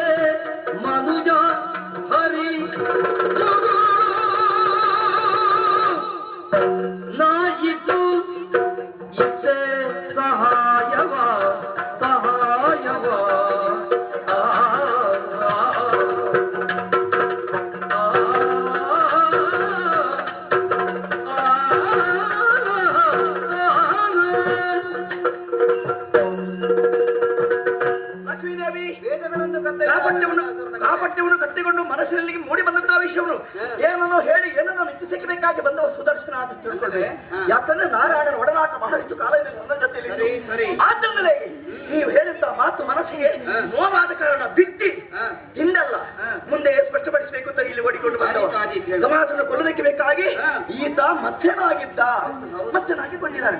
ಪ್ರಚಾರ ಉಂಟು ಹಾಗೆ ಮತ್ಸ್ಯನಾಗಿ ಕೊಂದಿದ್ದಾನೆ. ವಿಚಾರ ಏನು? ವಿಚಾರ ಓದುವೆ. ಹೌದು, ಗೊತ್ತಾಗಿದೆ ಆ ವಿಚಾರ ಹಾಗೆ ಅಂತ ಕೊಂದದ್ದು ಹೌದು. ಹೇಗೆ ಕೊಂದ? ಮತ್ಸ್ಯನಾಗಿ ಕೊಂದಿದ್ದಾನೆ. ಕಾಲಲ್ಲಿ ತುಳಿದುಕೊಂಡದಲ್ಲ, ಅಲ್ಲ, ಕಾಲಿಲ್ಲ. ಬಾಯಲ್ಲಿ ಕಚ್ಚಿಕೊಂಡದಲ್ಲ. ಮತ್ಸ್ಯನಿಗೆ ಒಂದು ರೆಕ್ಕೆ ಇತ್ತು. ನೀರಿಗೆ ರೆಕ್ಕೆ ಇತ್ತು, ಮೀನಿಗೆ ರೆಕ್ಕೆ. ಸರಿ ಸರಿ ಸರಿ. ಆ ಮೀನಿಗೆ ರೆಕ್ಕೆ ಇತ್ತು ಅಲ್ವಾ? ಹೌದು. ರೆಕ್ಕೆ ಏನು? ಏನು? ರೆಕ್ಕೆ ಏನು? ಚಲಿಸುವುದಕ್ಕೆ ಸಹಾಯ ರೆಕ್ಕೆ ನಾನು ಅದರಿಂದ ಬಡಿದು ಕೊಂದಿದ್ದೆ. ಆ ಬಳಿಕ ಪರ್ವತವನ್ನು ಎತ್ತಿದ್ದಾನೆ. ಹೌದೌದು. ಮಂದರಾತ್ರಿ ಮುಳುಗುವಂತಹ ಕಾಲಕ್ಕೆ ಎಲ್ಲರೂ ಹಾಹಾಕಾರವನ್ನು ಪಟ್ಟವರು, ಇನ್ನೇನು ಮುಳುಗಿಯೇ ಹೋಯ್ತು ಎನ್ನುವಂತಹ ಕಾಲಕ್ಕೆ ನನ್ನ ಸ್ವಾಮಿ, ನನ್ನ ಗಂಡ, ನಿನ್ನ ಸ್ವಾಮಿ. ಹೌದು, ಕುಮಾರನ ನನ್ನ ಕೈಯಲ್ಲಿ ಹೀಗೆ ಪರ್ವತವನ್ನು ಹೌದು ಧೂರ್ಮದ ಚಿಪ್ಪಿನಿಂದ ಅದನ್ನು ಆಧರಿಸಿ ಬಲವಾಗಿ ನಿಂತರು. ಬೆಂಬಲ ನನ್ನ ಚಿಪ್ಪು ಸ್ವಾಮಿ. ಇತ್ತ. ಮತ್ತೆ ಇತ್ತು ಇತ್ತ. ಇತ್ತು. ಚಿಪ್ಪು ಏನು? ಏನು? ಚಿಪ್ಪು ನಾನು. ನೀನು ಏನು ಬೆಪ್ಪು ಮಾತಾಡ್ತೀನಿ ನನಗೆ. ಆ ಬಳಿಕ ಪೃಥ್ವಿದಾರನ ದಂತ. ಹೌದು. ಹಿರಣ್ಯಾಕ್ಷನ ಕೊಲ್ಲಲಿಕ್ಕೆ ಬೇಕಾಗಿ ನಿಮ್ಮ ಗಂಡ ಹಂದಿ ಆಗಿದ್ದ. ವರಹಸ್ವಾಮಿ. ಹಂದಿ. ವರಹಸ್ವಾಮಿ. ಹಂದಿ. ಹಂದಿ ಆಗ್ಲಿ ಹಂದಿ ಆಗಿದ್ದ. ಹಂದಿಗೆ ಎರಡು ದಾಡೆ ಇತ್ತಲ್ಲ, ಹೌದು. ದಾಡೆಯಿಂದ ಇರಿದು ಕೊಂದಿದ್ದಾನೆ. ಸರಿ. ದಾಡೆ ಏನು? ಏನು? ದಾಡೆ ಏನು? ಏನು? ಗಾರ್ಡನ್. ನಾಡೆ ನೀನೆಂಬ ಕೋಡು. ಆ ಬಳಿಕ ಹಿರಣ್ಯ ಕಶ್ಯಪನ್ನು ಕೊಲ್ಲುವುದಕ್ಕೆ ಬೇಕಾಗಿ ಉಗ್ರ ನರಸಿಂಹನಾಗಿದ್ದ. ಹೌದು. ತನ್ನ ಉಗ್ರ ನಖಗಳಿಂದ ಸೀಗಲು ಬಂದಿದ್ದಾನೆ. ನಖ ಏನು? ನಖ ಏನು? ನಖ ಆ ಬಳಿಕ ವಾಮನನ್ನು ಮೆಟ್ಟಿ ಪಾತಾಳಕ್ಕೆ ತಳ್ಳಿದ್ದಾನೆ. ಹೌದೌದು. ಬಲಿಯನ್ನು ಚಿಕ್ಕ ಹುಡುಗನಾಗಿ, ಹೌದು, ಪುಟ್ಟ ಬಾಲಕನಾಗಿ. ಬಾಲಕ ತಳ್ಳಿದ್ದಲ್ಲ, ಬ್ರಾಹ್ಮಣ ಮಾಣಿ. ಅವನನ್ನು ಕೆಳಗೆ ತಳ್ಳುವುದಕ್ಕೆ ಕಾಲೊಂದಿತ್ತು. ಹೌದು, ಪಾದ. ಕಾಲಲ್ಲಿ ಪಾದ ಇತ್ತು. ಪಾದ ಇತ್ತು. ಪಾದ ಏನು? ಪಾದ ಏನು? ಪಾದ ನಾನು. ಪೃಥ್ವಿದಾನದ ಅಂತರಲ್ಲಿ ಹಾಗೆ ಉಗ್ರ ನರಸಿಂಹನ ನಖದಲ್ಲಿ ಬ್ರಾಹ್ಮಣ ಮಾಣಿಯ ಪಾದದಲ್ಲಿ ಇದ್ದುಕೊಂಡು ನೀನು ಸಹಾಯ ರಕ್ಕಸನ್ನು ಒದಗಿಸಿ ಅವನಿಗೆ ಸಹಾಯವನ್ನು ಕೊಟ್ಟವ ನಾನು. ನನ್ನನ್ನು ಒಂದಿಷ್ಟು ನೆನಪು ಮಾಡಿಕೊಳ್ಳದೆ ಕೇವಲ ತನ್ನ ಗಂಡನೆ ಮಾಡಿದ್ದಾನೆ, ತನ್ನ ಗಂಡನೆ ಮಾಡಿ ಅಂತ ಹೇಳಿ ಹೆಮ್ಮೆಗೆ ಕೊಚ್ಚಿಕೊಡ್ತಾ ಇದೆ.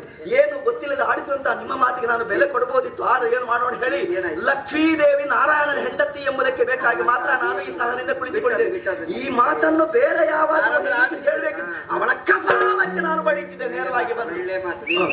ನೀನು ಹೇಳಿದ್ದೆಲ್ಲ ಸತ್ಯವೋ ಹೌದು ಅಲ್ಲೋ ಅಂತ ಆಗ್ಬೇಕಾದ್ರೆ ಪ್ರತ್ಯಕ್ಷದರ್ಶಿ ಅವರಿದ್ದಾರೆ. ಒಂದು ಮಾತಾವರಣ ಮಾತಾಡ್ಲಿಕ್ಕೆ ಗೊತ್ತಿಲ್ಲ ಅವರಿಗೆ. ಹೌದೌದು ಹೌದೌದು ಹೌದಾ? ಮಾತಾಡ್ಲಿಕ್ಕೆ ಗೊತ್ತುಂಟು.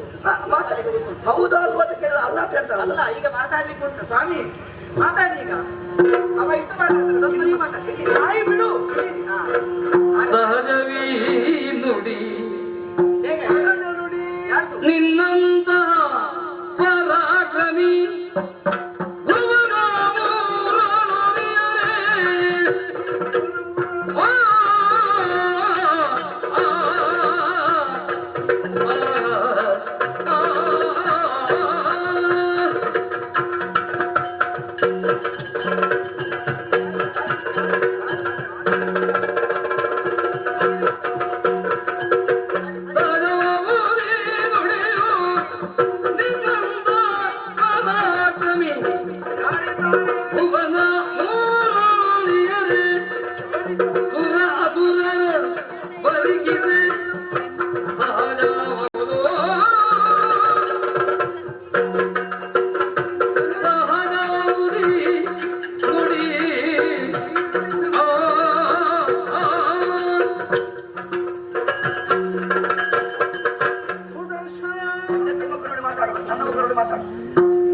ಸತ್ಯವನ್ನು ಯಾರಲ್ಲಿಯೂ ಯಾವಾಗಲೂ ಹೇಳಬಹುದು. ಯಾವ ಮುಖದಲ್ಲಿ ಮಾತಾಡುದು? ಯಥಾರ್ಥವನ್ನು ಹೇಳುವಲ್ಲಿ ನನಗೇನೂ ಹಿಂಜರಿಕೆ ಇಲ್ಲ. ಯಥಾರ್ಥವೇ ಬೇಕಾದ್ದು. ನೀನು ನನ್ನ ಸಖ, ಇವಳು ನನ್ನ ಹೆಂಡತಿ, ಇಬ್ಬರು ನನ್ನ ಒಟ್ಟಿಗೆ ಇರುವವರು. ನಾನು ನಿನ್ನ ಸಖ. ಹೌದು. ಅವಳ ಮುಖ ಏನಾಯ್ತು? ಇಲ್ಲ, ಅದನ್ನು ನೋಡಿದ್ರೆ ಸುಖ. ಹೌದೇನೆ? ಏನು ಲಕ್ಷ್ಮಿ, ಇವನ ನನ್ನ ಒಡನಾಟ ಎಷ್ಟು ವರ್ಷದ್ದು ಅಂತ ನೀನು ಆಲೋಚನೆ ಮಾಡಿ. ನನಗೆ ಗೊತ್ತು. ಹೇಳು, ಸ್ವಲ್ಪ ಹೇಳು. ಒಂದು ಒಬ್ಬರನ್ನು ಸಣ್ಣದು ಮಾಡುವಾಗ ಸ್ವಲ್ಪ ಆಲೋಚನೆ ಮಾಡಿಕೊಳ್ಬೇಕು. ಈಗ ಸಣ್ಣದು ನಾನು ಮಾಡಿದ್ದಲ್ಲ, ಅವನಾಗಿ ಬಂದ ಆದದ್ದು. ಈಗ ಅವ ಆಗ್ಲಿಲ್ಲ. ಆಗ್ಲಿಲ್ವಾ? ಅವ ಆಗ್ಲಿಲ್ಲ. ನೀನು ಸಣ್ಣದಾದ್ದು ನಿನಗೆ ಗೊತ್ತಾಗ್ಲಿಲ್ಲ. ಅದು ಹೇಗೆ?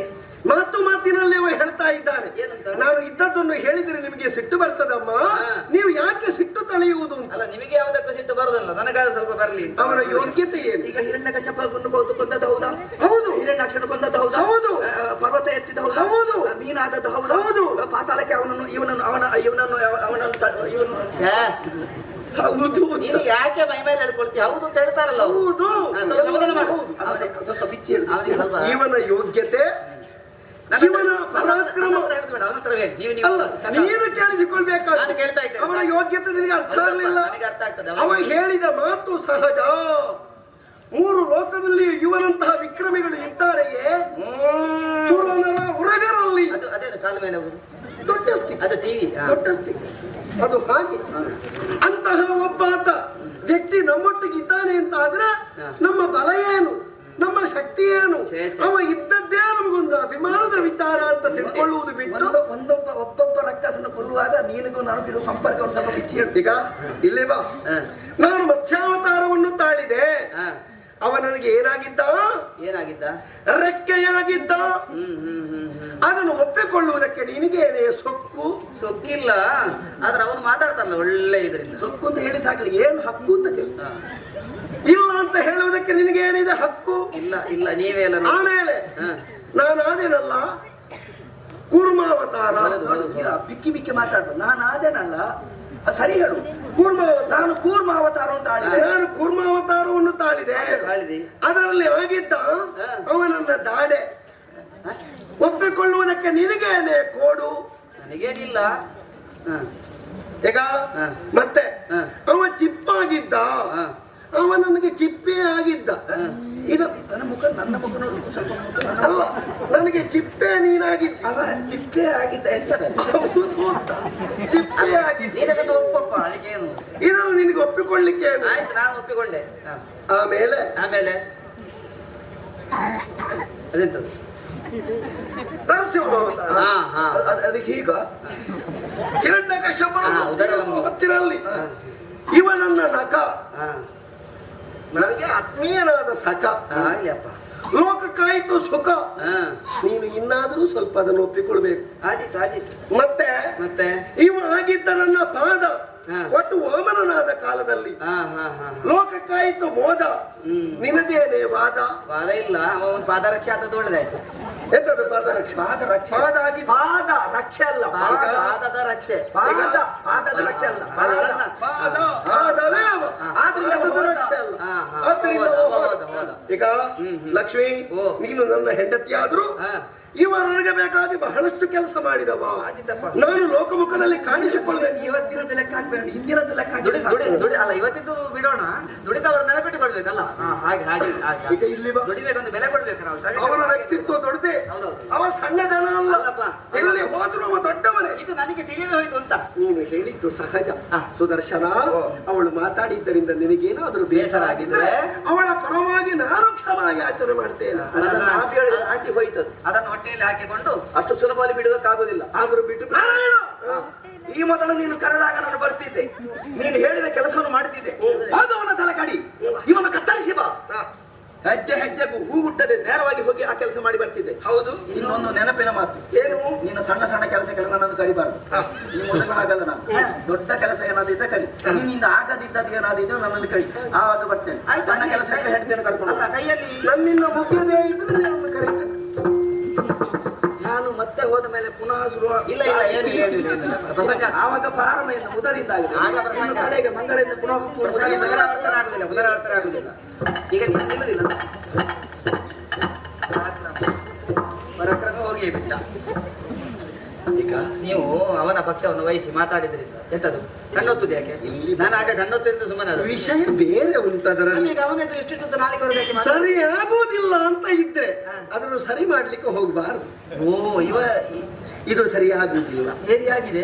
ವೃಣವೊಂದು ನಮಗೆ ನೋವು ಕೊಡ್ತದೆ, ಮದ್ದಿನಲ್ಲಿ ಗುಣ ಆಗ್ತದೆ ಅಂತ ಇದ್ರೆ ಮದ್ದು ಮಾಡುವುದು. ಮದ್ದದಕ್ಕೆ ತಾಗುವುದಿಲ್ಲ ಅಂತ ಇದ್ರೆ ಮತ್ತೆ ಕತ್ತರಿಸುವುದು. ಈಗ ಇದು ಕತ್ತರಿಸುವ ಮಟ್ಟಕ್ಕೆ ಮುಟ್ಟಿದೆ. ಯಾವಾಗ ಕತ್ತರಿ ಇದಕ್ಕೆ ಬೀಳ್ತದೆ ಅಂತ ನಾನು ನೋಡ್ತೇನೆ. ಅಲ್ಲ, ಇವ ಅದು ನೆಲೆ ಬಿಟ್ಟಿದ್ದಾನೆ, ಮೇಲೆ ಸಿಗುದಿಲ್ಲ, ಒಟ್ಟು ನೇತಾಡ್ತಾನೆ ಅಂತ. ಸ್ವಲ್ಪ ಹೆಚ್ಚಾಗಿದೆ ಅಲ್ವಾ? ಸ್ವಲ್ಪ ಜಂಬ ಹೆಚ್ಚಾಗಿದೆ. ಏನಿದೆ ನಿನಗೆ? ಅವ ಮಾಡಿದ್ದು ಸ್ವಲ್ಪ ಹುಚ್ಚಾಗಿದೆ. ಹೌದಾ? ನೀನದಕ್ಕೆಲ್ಲ ಬೇಸರ ತಂದುಕೊಂಡೆ. ಇಲ್ಲ, ನನಗೇನು ಬೇಸರ ಇಲ್ಲ. ಲೋಕನಾಯಕನೇ, ಇಲ್ಲ ನಾಟಕ ಸೂತ್ರಧಾರಿ, ಗಣೇಶದಂಗ, ಹಾಗೆ ನಾನು ಒಳಗಿದ್ದೇನೆ. ಏನಾದ್ರು ಬೇಕಾದ್ರೆ ಕರಿ. ಯಾರೋ ಕಾಯ್ತಿದ್ದಾರೆ. ಏನು ಕ್ಷೀರಸಾಗರವಾ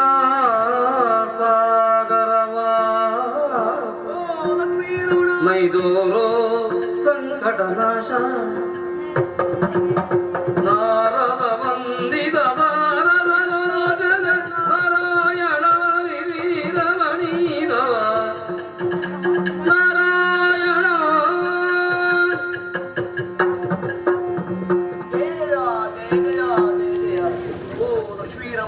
ಇಂದ್ರ ಏನಪ್ಪ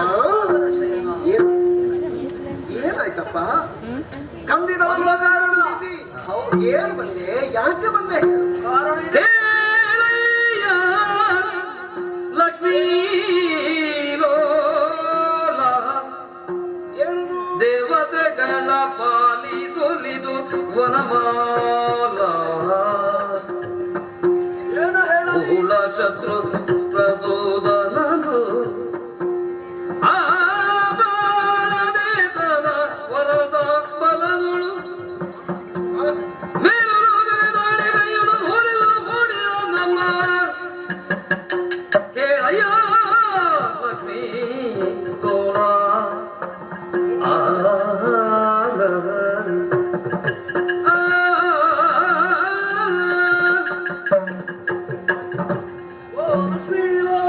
ಇಂದ್ರ ನಮಗೆ ಬಂದಂತಹ ಭಾವನೆಯನ್ನು ಹೇಗೆ ನಾನು ಬಿತ್ತರಿಸಲಿ ಸ್ವಾಮಿ? ನೀನು ಹೇಳದೇ ಇದ್ರೆ ನನಗೆ ಗೊತ್ತಾಗ್ತದ? ಲೋಹಾವತಿ ಪಟ್ಟಣವಂತೆ, ಶತ್ರುಘ್ನ ಸೋದರನೆಂಬ ದಾನವನಂತೆ ಸೈನ್ಯ ಸಮೇತನಾಗಿ ಸ್ವರ್ಗಲೋಕವನ್ನು ಸ್ವಾಧೀನಪಡಿಸುವುದಕ್ಕಾಗಿ ನಮ್ಮ ಆ ಸ್ವರ್ಗಕ್ಕೆ ಆಗಮಿಸಿದ ಅವನನ್ನು ಹೊಡೆದೋಡಿಸಬೇಕು ಎಂಬಂತಹ ಉದ್ದೇಶದಿಂದ ಹೋರಾಟಕ್ಕೆ ನಾನು ಮುಂದಾದ್ರೆ ನನ್ನ ಜೊತೆಯಲ್ಲಿದ್ದಂತಹ ಎಲ್ಲ ದೇವತೆಗಳು ಕೂಡ ಸೋಲನ್ನಪ್ಪಿದ್ರು. ಸ್ವರ್ಗ ಲೋಕದಲ್ಲಿ ನಿಲ್ಲುವುದಕ್ಕೆ ಸಾಧ್ಯರಾಗಿ ಎಲ್ಲೆಲ್ಲಿಗೋ ಓಡಿಕೊಂಡು ಹೋದೆವು. ಕಡೆಗೆ ನಮ್ಮ ಕಷ್ಟವನ್ನು ಪರಿಹರಿಸುವಂತಹ ದಾತ ನೀನು ಎಂಬಂತಹ ಭಾವನೆಯಿಂದ ಈ ಸಾಗರದ ತಡಿಯಲ್ಲಿ ನಿಂತು ಅನನ್ಯ ಭಕ್ತಿಯಿಂದ ನಿನ್ನನ್ನು ಧ್ಯಾನಿಸಿದೆವು. ಮೈದೋರಿದೆಯಾ ತಂದೆ? ನಮಗೆ ಬಂದಂತಹ ಕಷ್ಟವನ್ನು ಪರಿಹರಿಸಬೇಕು ತಂದೆ.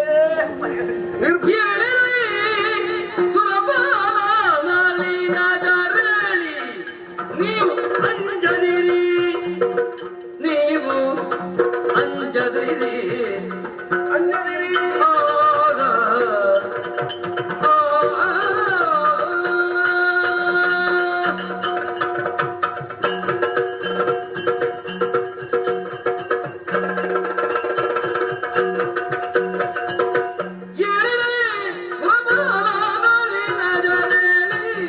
ನೀವು ಅಂಜದಿರಿ,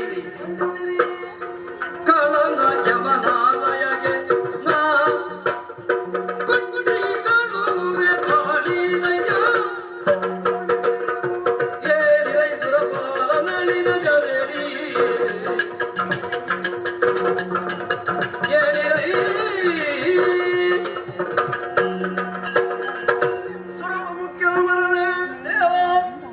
ದೇವತೆಗಳೆಲ್ಲರೂ ಕಣ್ಣೀರಿಳಿಸ್ತಾ ಇದ್ದಾರೆ. ನಿಜ.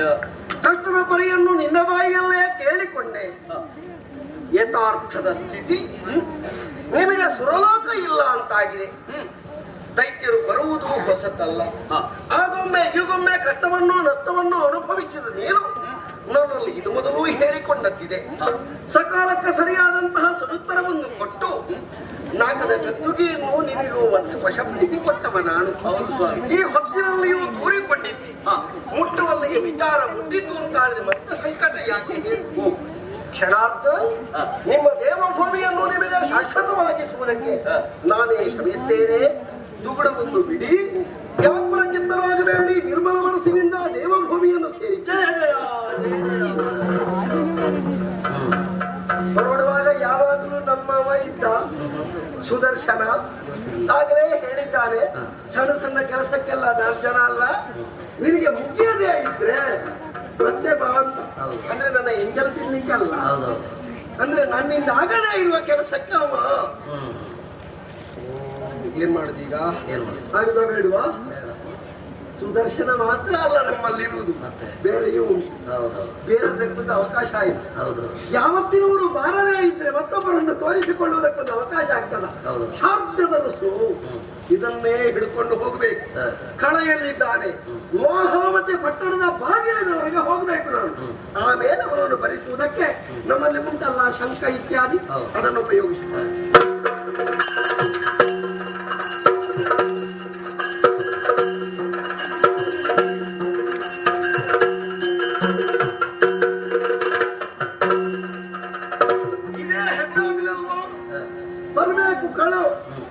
ನಾನಾಗಿ ಹೋಗಿ ಮುಗಿ ಬೀಳುವುದಲ್ಲ.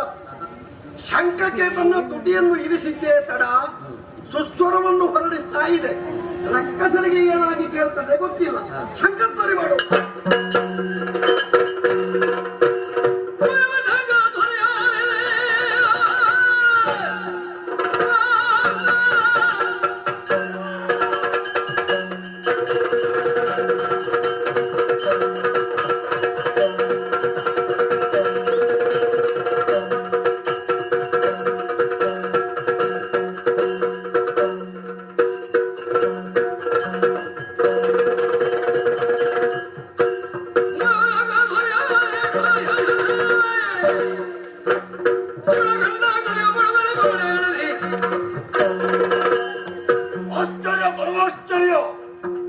ನೆಮ್ಮದಿಯಿಂದ ಇರುವಂತಹ ಕಾಲಕ್ಕೆ ನಮ್ಮ ಕೋಟೆಯ ಹೊರದಿಂದ ನನ್ನ ಕರ್ಣಧ್ವಯಗಳನ್ನು ಭೇದಿಸುವಂತಹ ಒಂದು ಕರ್ಕಶ ಧ್ವನಿ ಕೇಳುತ್ತಾ ಉಂಟು. ಯಾರಾಗಿರಬಹುದು? ವಿರೋಧಿಗಳೇ, ಹಿತವಂತರೇ, ಆಗಿರುತ್ತೇನೆ.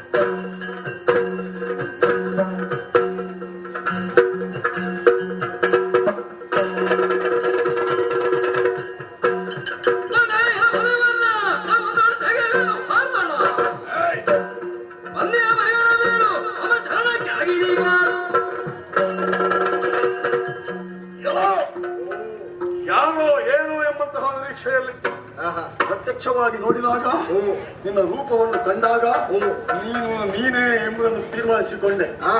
ಮಸಿ ವರ್ಣ ಬಂದಯೋ? ಬಂದದ್ದು ಯಾಕೆ? ಇಲ್ಲೇನು ಕಚ್ಚ ತಿಳಿಸು. ಇರೋದಿಲ್ಲ ಕತ್ತ ಇದೆ ಪ್ರಾಣಹರಣ.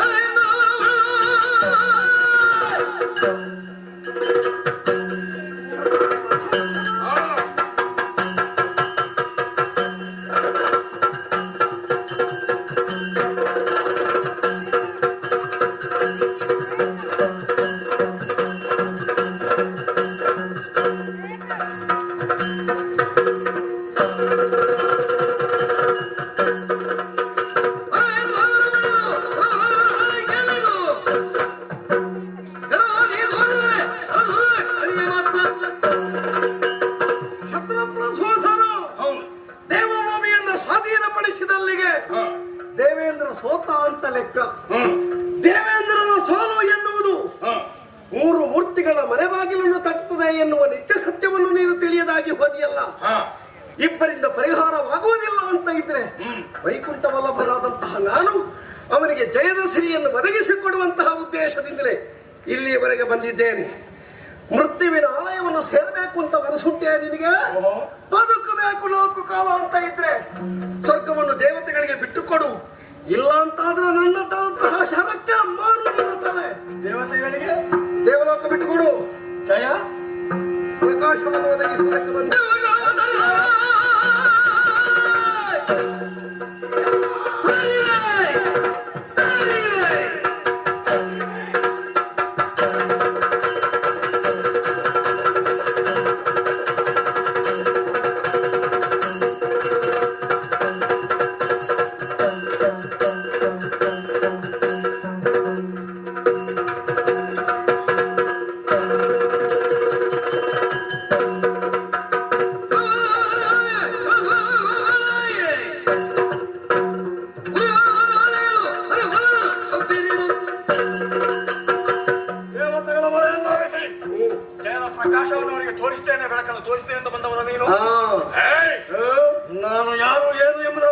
ಆಚಾರ ಇಷ್ಟವಾಗಿ ನಿಲ್ಲಿಸಲಿಲ್ಲ.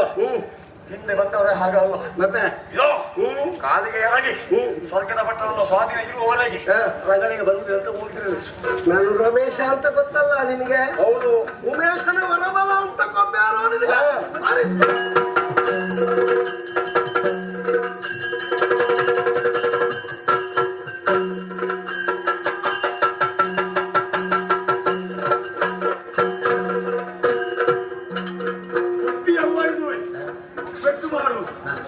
ಸ್ವಲ್ಪ ಗೊತ್ತಾಯ್ತು ಅಂತ ಅನ್ಬೋದು. ಹೋದ್ರಿ ಇವ ಅಪ್ಪವನ್ನು ನೋಡಿಕೊಡ್ತೇನೆ. ಯಾರು ಬರ್ತಾರೆ ನೋಡಿಕೊಳ್ಳಿ. ದುರದಿ ಸೋಲನು ನಡಿದಿ ಹರಿಪುರವರವ ಸಿರಿ ಸುದರ್ಶನನ ಇರವರಿವೇದೋ ನೆನುದ ಕಬಡದಿ ಮರುಗಿ ಏನ ಮಾಡಲಿನ ಶಕ್ತಿಯೇನಾದೆ ಕಳನ ಗೋಣದಲ್ಲಿ ಹೋದಿರಿ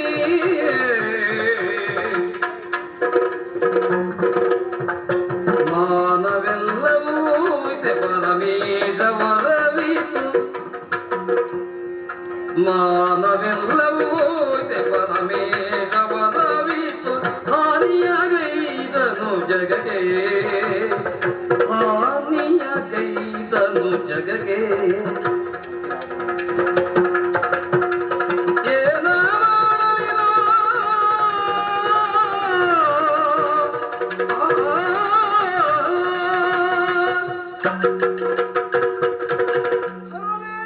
ನಾನೇನು ಮಾಡ್ಲಿ? ಅವ ಒಂದೊಂದು ಎಳೆದು ಹಾಕ್ತಾನೆ ಆ ಈಶ್ವರ. ಯಾರಿಗೆ ಏನು ಅಂತ ಇಲ್ಲ, ಭಕ್ತಿಯಿಂದ ಭಜನೆ ಮಾಡಿದರೆ ಸಾಕು. ಹೋಗುವುದು ಕೊಡುವುದೇ ತೆಗೆದು ತೆಗೆದು ಅವ ಕೊಟ್ಟದ್ದರಿಂದ ನನಗಾಯ್ತಲ್ಲ ಕಷ್ಟ. ಏನ ಮಾಡಲಿ ನಾನು? ಒಟ್ಟಿನಲ್ಲಿ ಸಂಕಷ್ಟಕ್ಕೆ ಬಿದ್ದೆನಲ್ಲ. 10 ಮಂದಿಗಳು ನಗಾಡುವ ಹಾಗಾಯಿತು. ನಾರಾಯಣನಿಗೆ ಏನೂ ಆಗುವುದಿಲ್ಲ ಅಂತ ಅಲ್ಲ. ಹೇಳಿ ಪ್ರಯೋಜನ ಇಲ್ಲ. ನಾನು ಮೊದಲೆಲ್ಲ ಗೆಲ್ತಿದ್ದೆ ಯುದ್ಧದಲ್ಲಿ. ಈ ಸಲ ನಮ್ಮ ಪಕ್ಷದವರೇ ನಮಗೆ ಕೈ ಕೊಟ್ಟು ಮತ್ತೆ ಹೇಗೆ ಪಕ್ಷ ಗೆಲ್ಲು? ಒಟ್ಟಿನಲ್ಲಿ ಮೋಸ ಆಯ್ತು.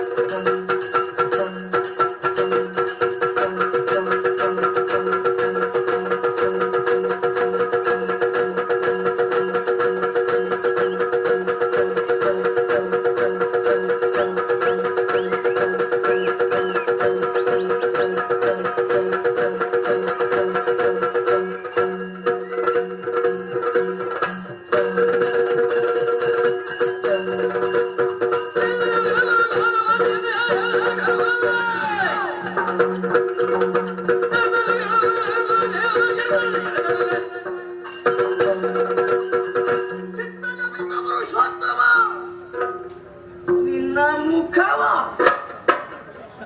ಏನು ನಿನ್ನ ಗಂಡ ಸತ್ತಿದವ? ನಿನ್ನ ಹೆಂಗಸ ಅಳುವುದಕ್ಕೆ ಪ್ರಾರಂಭಿಸಿದ್ಯಲ್ಲ.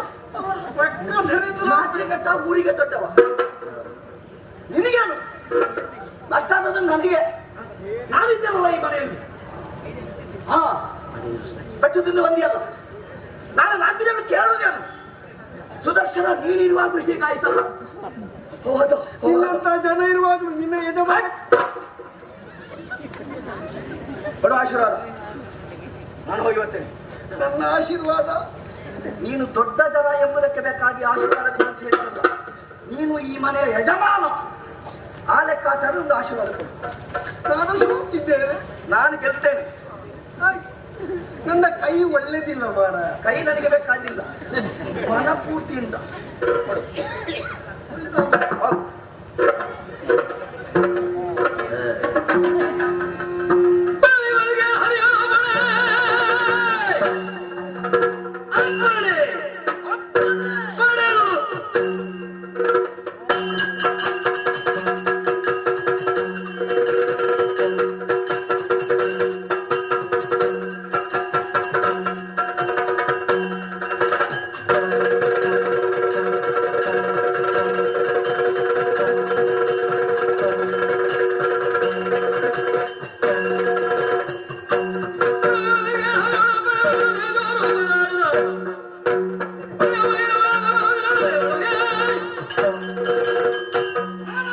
ಬಂದಿದ್ದಾನೆ. ನನಗೆ ಸಿಕ್ಕಿದಂತ ಇದೊಂದು ಅವಕಾಶ. ನಾನು ಕಾಯ್ತಿದ್ದಂತ ಕಾಲ ಇವತ್ತು ಸಮೀಪ ಹೊಂದಿದೆ. ಶತ್ರು ಪ್ರಸೋದನ ಅವನನ್ನು ಗೆದ್ದೆಂದಾದ್ರೆ ನನ್ನ ಪ್ರತಿಷ್ಠೆಯನ್ನು ಪ್ರತಿಷ್ಠಾಪಿಸುವುದಕ್ಕೆ ಇದು ಸುಧಾವಕಾಶ. ಆದ್ರಿಂದ ಮೊದಲಾಗಿ ಲೋಹವತಿ ಭಟ್ಟರು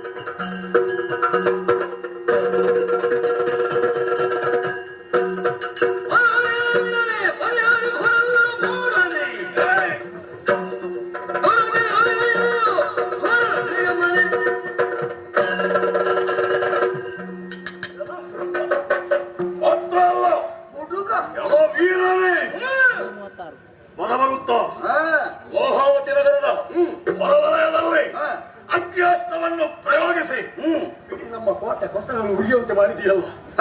ಆದ್ದರಿಂದ ಕೇಳುತ್ತಾ ಇದ್ದೇನೆ, ಯಾರು ನೀನು? ಬರುವುದಕ್ಕೆ ಕಾರಣ ಏನು?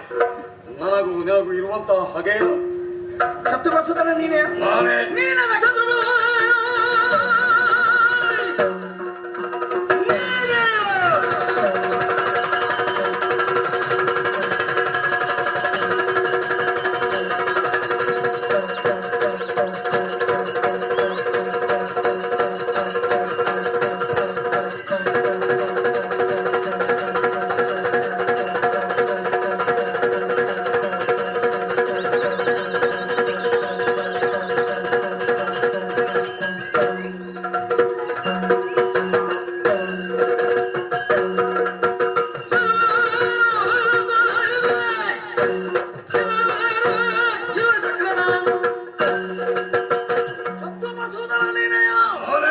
ನನ್ನನ್ನು ಯಾರಂತ ಕೇಳಿದ್ಯಲ್ಲ, ನಾನು ಯಾರಂತ ಕೇಳುವುದಲ್ಲ, ನೀನು ಯಾರು ಎಂಬುದರಲ್ಲಿ ಮುಖ್ಯವಾಗಿ ಹೋಗಿದೆ. ಯಾಕೆ? ಲೋಹವತಿ ಪಟ್ಟಣದ ಅಧಿಕಾರಿಯ ನೀನು? ನಾರಾಯಣ ಬಂದಿದ್ನೋ? ಯುದ್ಧ ಮಾಡಿದ್ಯೋ? ಸೋಲಿಸಿದ್ಯೋ? ಇಡ ಮೀಸೆ ಮೇಲೆ ಕೈ ಹಾಕ್ತೀಯ? ದೊಡ್ಡಸ್ತಿಯ ನನ್ನ ಮೀಸೆ, ನನ್ನ ಕೈ. ನಾರಾಯಣನು ಸೋಲಿಸಿದೆ ಮತ್ತೆ ದೊಡ್ಡಸ್ತಿಗೆ ಬೇಡ ಅಂತ ಹೇಳಿ ನಾನು. ಯಾಕೆ? ಅವನಿಗೆ ಒಂದು ಎಲಿಬಿನ ಹಂದರ, ಅದಕ್ಕೆ ನೀನು ಬಡಿದಿದ್ದಿ ಹೊರತು ನಾರಾಯಣನ ಜೀವಟ್ಟು ತಗಲಿಸಿದ್ದೇನು? ಅದು ಕೇವಲ ಮೂರ್ತಿ ಮಾತ್ರ. ಹೌದಾ?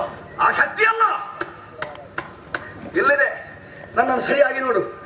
ನನ್ನ ಶರೀರ ಸ್ವತ್ತ ಇರೋದು ಹಲ್ಲುಗಳು. ನನ್ನ ಹೆಸರು ಸುದರ್ಶನ ಎಂದು. ಹರಿತವಾದ ಕಲ್ಲಿಂದ ನಿನ್ನನ್ನು ನುಂಗಿ ನೀರು ಕೊಡ್ತೇನೆ. ನಡ್ಕೊಂಡು ಬಂದದ್ದಲ್ಲ, ತಿರುಗಿಕೊಂಡು ಬಂದ ಚಕ್ರ ಚಕ್ರ. ಚಕ್ರ ಏ ಚಕ್ರ!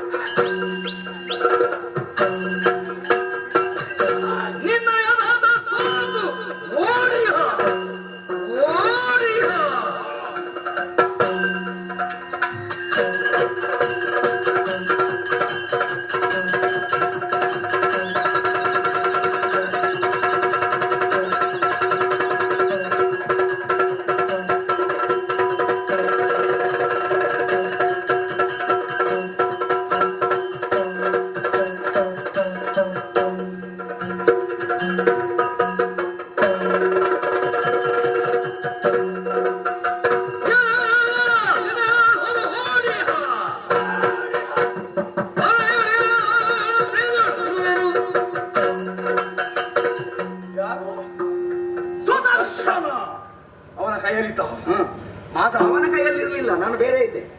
ನಾವು ಕೇಳಿದ್ದು ಹಾಗೆ. ಅವನ ಕೈಯಲ್ಲಿ ಇದ್ದದ್ದು ಇದು. ಯಾವುದು? ಇದು ಮಾತ್ರ. ನಾನು ನೋಡುವಾಗ ಇದ್ದದ್ದು. ಅವನಿಗೆ ನನ್ನನ್ನು ಸೋಲಿಸುವುದಕ್ಕೆ ಸಾಧ್ಯವಾಗಿ ಆಗ್ಲಿಲ್ಲ. ಬೆನ್ನು ತೋರಿಸಿ ಓಡಿದ್ದಾನೆ. ಹೋಗ್ಲಿ, ನೀನು ಅವನ ಅಂಕಿತದಲ್ಲಿ ಇರುವವ ಎಂಬುದನ್ನು ನಾನು ತಿಳಿದಿದ್ದೇನೆ.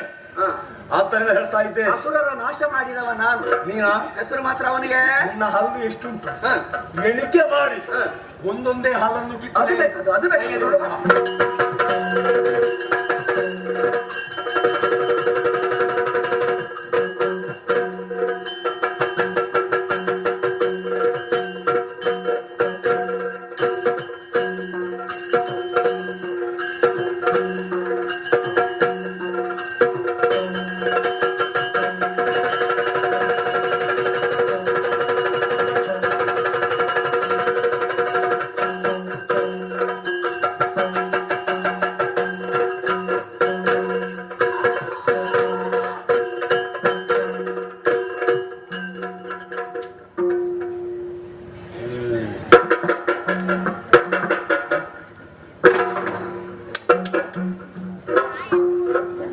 ಇಷ್ಟು ಹೊತ್ತಾದ್ರೂ ಒಳಗಿದ್ದ ನನಗೆ ಧೈರ್ಯ ಇರಲಿಲ್ಲ.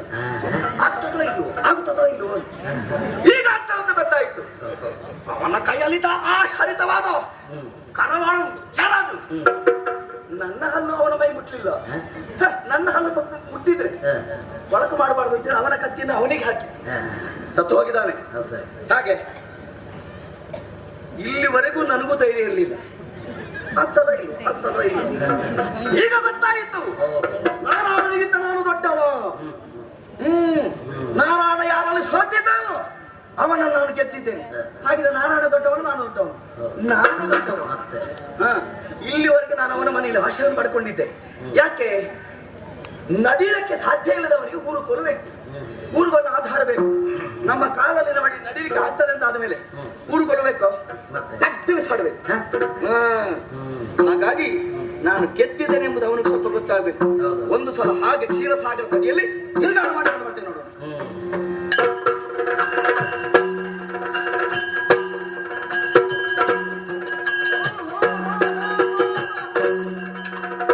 ಸುದರ್ಶನ, ವಿಜಯೋತ್ಸವವನ್ನು ಆಚರಿಸಿ ಬರುತ್ತಿರುವಂತಹ ನಿನ್ನನ್ನು ಸ್ವಾಗತಿಸುವುದಕ್ಕೆ ಪೂರ್ಣಕುಂಭ ಸ್ವಾಗತದ ಸಿದ್ಧತೆಯಾಗಿದೆ. ಎಂತ ಕುಂಭ? ನಿನಗೊಂದು ಸನ್ಮಾನದ ವ್ಯವಸ್ಥೆ ಆಗಬೇಕು ಅಂತ ಎಲ್ಲರೂ ಕೇಳಿಕೊಂಡ್ರು. ಹಾಗಾಗಿ ಅದಕ್ಕೆಲ್ಲ ತಯಾರಿ ನಡೆದಿದೆ. ಅಧ್ಯಕ್ಷರಾಗಿ ಯಾರು ಬೇಕು ಅಂತ ನಿನ್ನ ಸೂಚನೆಯ ಮೇರೆಗೆ ಜನವೂ ಆಗ್ತದೆ. ಸ್ವೀಕರಿಸಿಕೊಳ್ಳುವುದಕ್ಕೆ ಬರಬೇಕು. ಈಗ ಯಾಕೆ ಸುಮ್ಮನೆ ಆಚೆ ಈಚೆ ಹೋಗುವುದು? ಎಲ್ಲಿ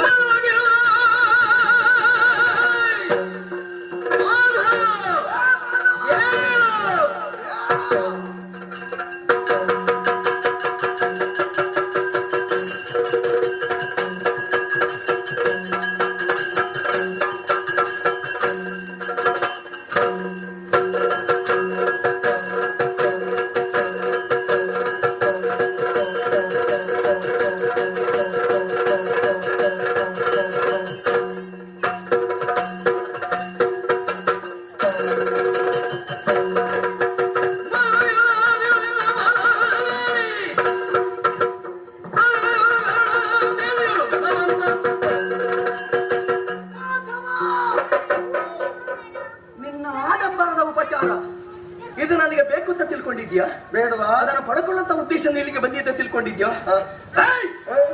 ನೋಡ ನನ್ನನ್ನು. ಹೌದು, ನಾನು ಹೇಗಿದ್ದೆ ಅಂತ ನಿನಗೆ ಅರ್ಥವಾಗ್ತದ? ಶತ್ರು ಪಸುವುದನೆ ಮತ್ತು ಅದೃಷ್ಟ ರಕ್ಕಸ ಕರಗರನೆ ಕತ್ತರಿಸಿ ನೆಲಸಮ ಮಾಡಿ ಬಂದಿದ್ದೇನೆ. ನೀನು ಯಾರನ್ನು ಸೋತಿದ್ಯೋ ಅವನ ನಾನು ಗೆದ್ದು ಬಂದಿದ್ದೇನೆ. ದುಷ್ಟ ಮರ್ತಾನೆ ಎಂದು ಹೆಸರು ಪಡೆದವನೇ ನಿನಗಲ್ಲ ಹೆಸರು, ನಿನಗೆ. ಇನ್ನು ಮುಂದೆ ನನಗೆ. ನೀನು ಸುದರ್ಶನ ಧಾರಿ ಅಲ್ಲ, ಆ ಹೆಸರು ನಿನಗೆ ಬೇಕಾದಿಲ್ಲ. ನಾನು ಕೇವಲ ಸುದರ್ಶನ ಉಪಖ್ಯಾನ. ಇಲ್ಲಿಗೆ ಪುಣ್ಯಾತ್ಮ, ಇರುವ ಜಾಗದಲ್ಲಿ ಇರುವುದು ಇಲ್ಲದೇ ಇದ್ರೆ ಇತ್ತವನಿಗೆ ಕೊರತೆ ಹೌದೋ ಅಲ್ವೋ? ನಿನ್ನ ಕೊರತೆ ನಿನಗಾಯ್ತು, ನಿನ್ನ ಕೊರತೆ ತುಂಬಿಸಿಕೊಳ್ಳಕ್ಕೆ ವೀರನಾದ ನೀನು ನನ್ನ ಕಿರುಬೆರಳನ್ನು ಏರಿಕೊಳ್ಬೇಕು ಅಂತ ನನ್ನ ಆಶೆ. ನಾನು ಇಲ್ಲಿವರೆಗೆ ಅದನ್ನೇ ತಿಳ್ಕೊಂಡಿದ್ದೆ. ನಿನ್ನ ಕಿರುಬೆರಳು ಬೇಕಂದ್ರೆ ನನಗೆ ಮನೆ ಇಲ್ಲ, ಆ ಕಿರುಬೆರಳೆ ಇರಬೇಕು ಅಂತ ನಾನು ತಿಳ್ಕೊಂಡಿದ್ದೆ. ಹಾಗಾಗಿ ಸುಮ್ಮನೆ ತಪ್ಪಗೆ ನಾನು ಕುಳಿತುಕೊಂಡಿದ್ದೆ. ನೀನು ಏನು? ನಿನಗಿಂತ ದೊಡ್ಡವ ನಾನಾಗಿದ್ದೇನೆ. ನನಗೆ ಬದುಕೋದಕ್ಕೆ ಸಾಧ್ಯ ಉಂಟು ನನಗೆ ಗೊತ್ತಾಗಿದೆ. ದುಷ್ಟರ ದಮನ ಮಾಡುವಂತ ಮಹಾನ್ ಶಕ್ತಿ ನನ್ನ ತೋಳಬಲಲ್ಲಿ ಇದೆ ಎಂಬುದು ತೀರ್ಮಾನ ಮಾಡಿದ ಮೇಲೆ ನಿನ್ನ ಹಂಗು ನನಗೆ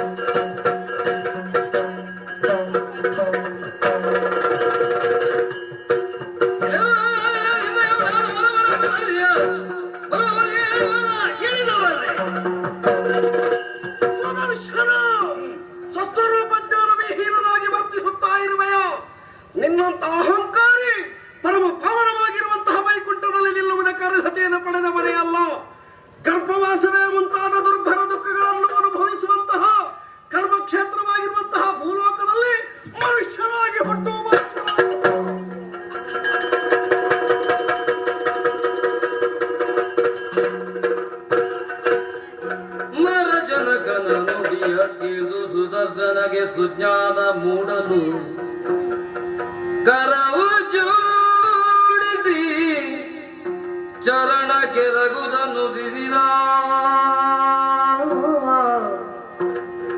ಮನ್ನಿಸೆನ್ನ ಪರಾದವ ಮನ್ನಿಸೆನ್ನ ಪರಾದವ ಸುಪ್ರಸನ್ನ ಮೂರುತಿ ಕೇಶವ ಮುನ್ನ ನಂಬಿದೆ ಪಾದ ಎನ್ನಾಳೋದಗೆ ಬೇದ ಎನ್ನೊಳೆದಗೆ ಬೇದ ನಿನ್ನೊಳಿಲ್ಲವೋ ವಾದ ಮುನ್ನ ನಂಬಿದೆ ಪಾದ ಇನ್ನು ಅದುಗ ಮೋದ ಮನ್ನಿಸೆನ್ನ ಪರಾದವ ಮಾಧವ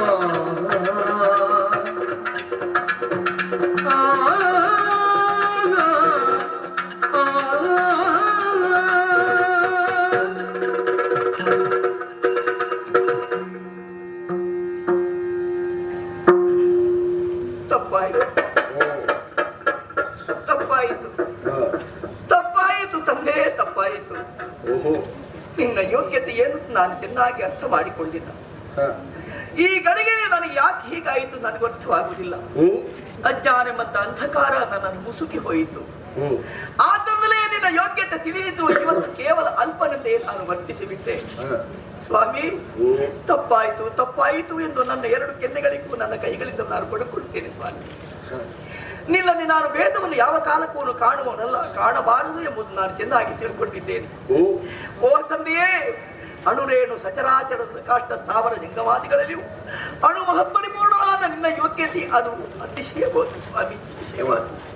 ದುಷ್ಟರನ್ನು ಕೊಲ್ಲುವಲ್ಲಿ ನಾನೆಲ್ಲಿ ದುಷ್ಟ ಶಿಕ್ಷಣನಾಗಿ ಶಿಷ್ಟ ರಕ್ಷಕನಾಗಿರುವಂತಹ ಮಹಾನ್ ಯೋಗ್ಯತಾ ಶಾಲೆ ನೀನು ಪಾಲನಾಧಿಕಾರಿ ಸ್ವಾಮಿ, ನೀನು ಪಾಲನಾಧಿಕಾರಿ. ನಿನ್ನ ಯೋಗ್ಯತೆಯನ್ನು ನಾನು ಚೆನ್ನಾಗಿ ಅರ್ಥ ಮಾಡಿಕೊಂಡಿದ್ದೇನೆ. ದುರಹಂಕಾರಿಯಾದ ನನಗೆ ನೀನು ಶಾಪವನ್ನು ಕೊಟ್ಟಿದ್ದೀನಿ. ಭೂಮಿಯಲ್ಲಿ ನಾನು ಮನುಷ್ಯರಾಗಿ ಹುಟ್ಟಬೇಕು ಅಂತ ಇಲ್ಲ ತಂದೆ, ಇಲ್ಲ. ಅದನ್ನು ಸಹಿಸುವಂತಹ ತಾಳ್ಮೆ ಸಹನ ಶಕ್ತಿ ಖಂಡಿತ ನನಗಿಲ್ಲ. ನೀನು ಯಾವ ಶಿಕ್ಷೆ ಕೊಟ್ಟರು ಅದು ನಿನ್ನ ಬಳಿಯಲ್ಲೇ ಇರಬೇಕು ಎಂಬಂತಹ ಬಯಕೆ ನಿನ್ನನ್ನು ಬಿಟ್ಟಿರುವುದಕ್ಕೆ ಸುದರ್ಶನದ ಎಂದಿಗೂ ಸಾಧ್ಯವಿಲ್ಲ. ಆದ್ದರಿಂದ ಅಗ್ಗಲಾಚಿ ಪ್ರಾರ್ಥಿಸಿಕೊಡ್ತಾ ಇದ್ದೇನೆ. ಹೊಡಿ ಬಡಿ ತುಳಿ ಅದು ನಿನ್ನ ಪಾದದ ಬುಡದಲ್ಲಿ ಆಗ್ಬೇಕು. ನಿನ್ನನ್ನು ಬಿಟ್ಟಿರುವುದಕ್ಕೆ ನನಗೆ ಸಾಧ್ಯ ಇಲ್ಲ ತಂದೆ, ಸಾಧ್ಯ ಇಲ್ಲ, ಸಾಧ್ಯ ಇಲ್ಲ. ಭಕ್ತ ಚಿಂತಿಸಬೇಡ, ಕೃತವೀರ್ಯನುತನಾಗಿ ಜನಿಸು ನೀನು.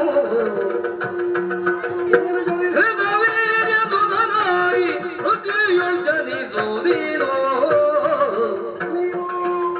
ಕ್ಷತ್ರಿಯನಾಗಿ ಸಮಾಸ ವಿದ್ಯೆಯ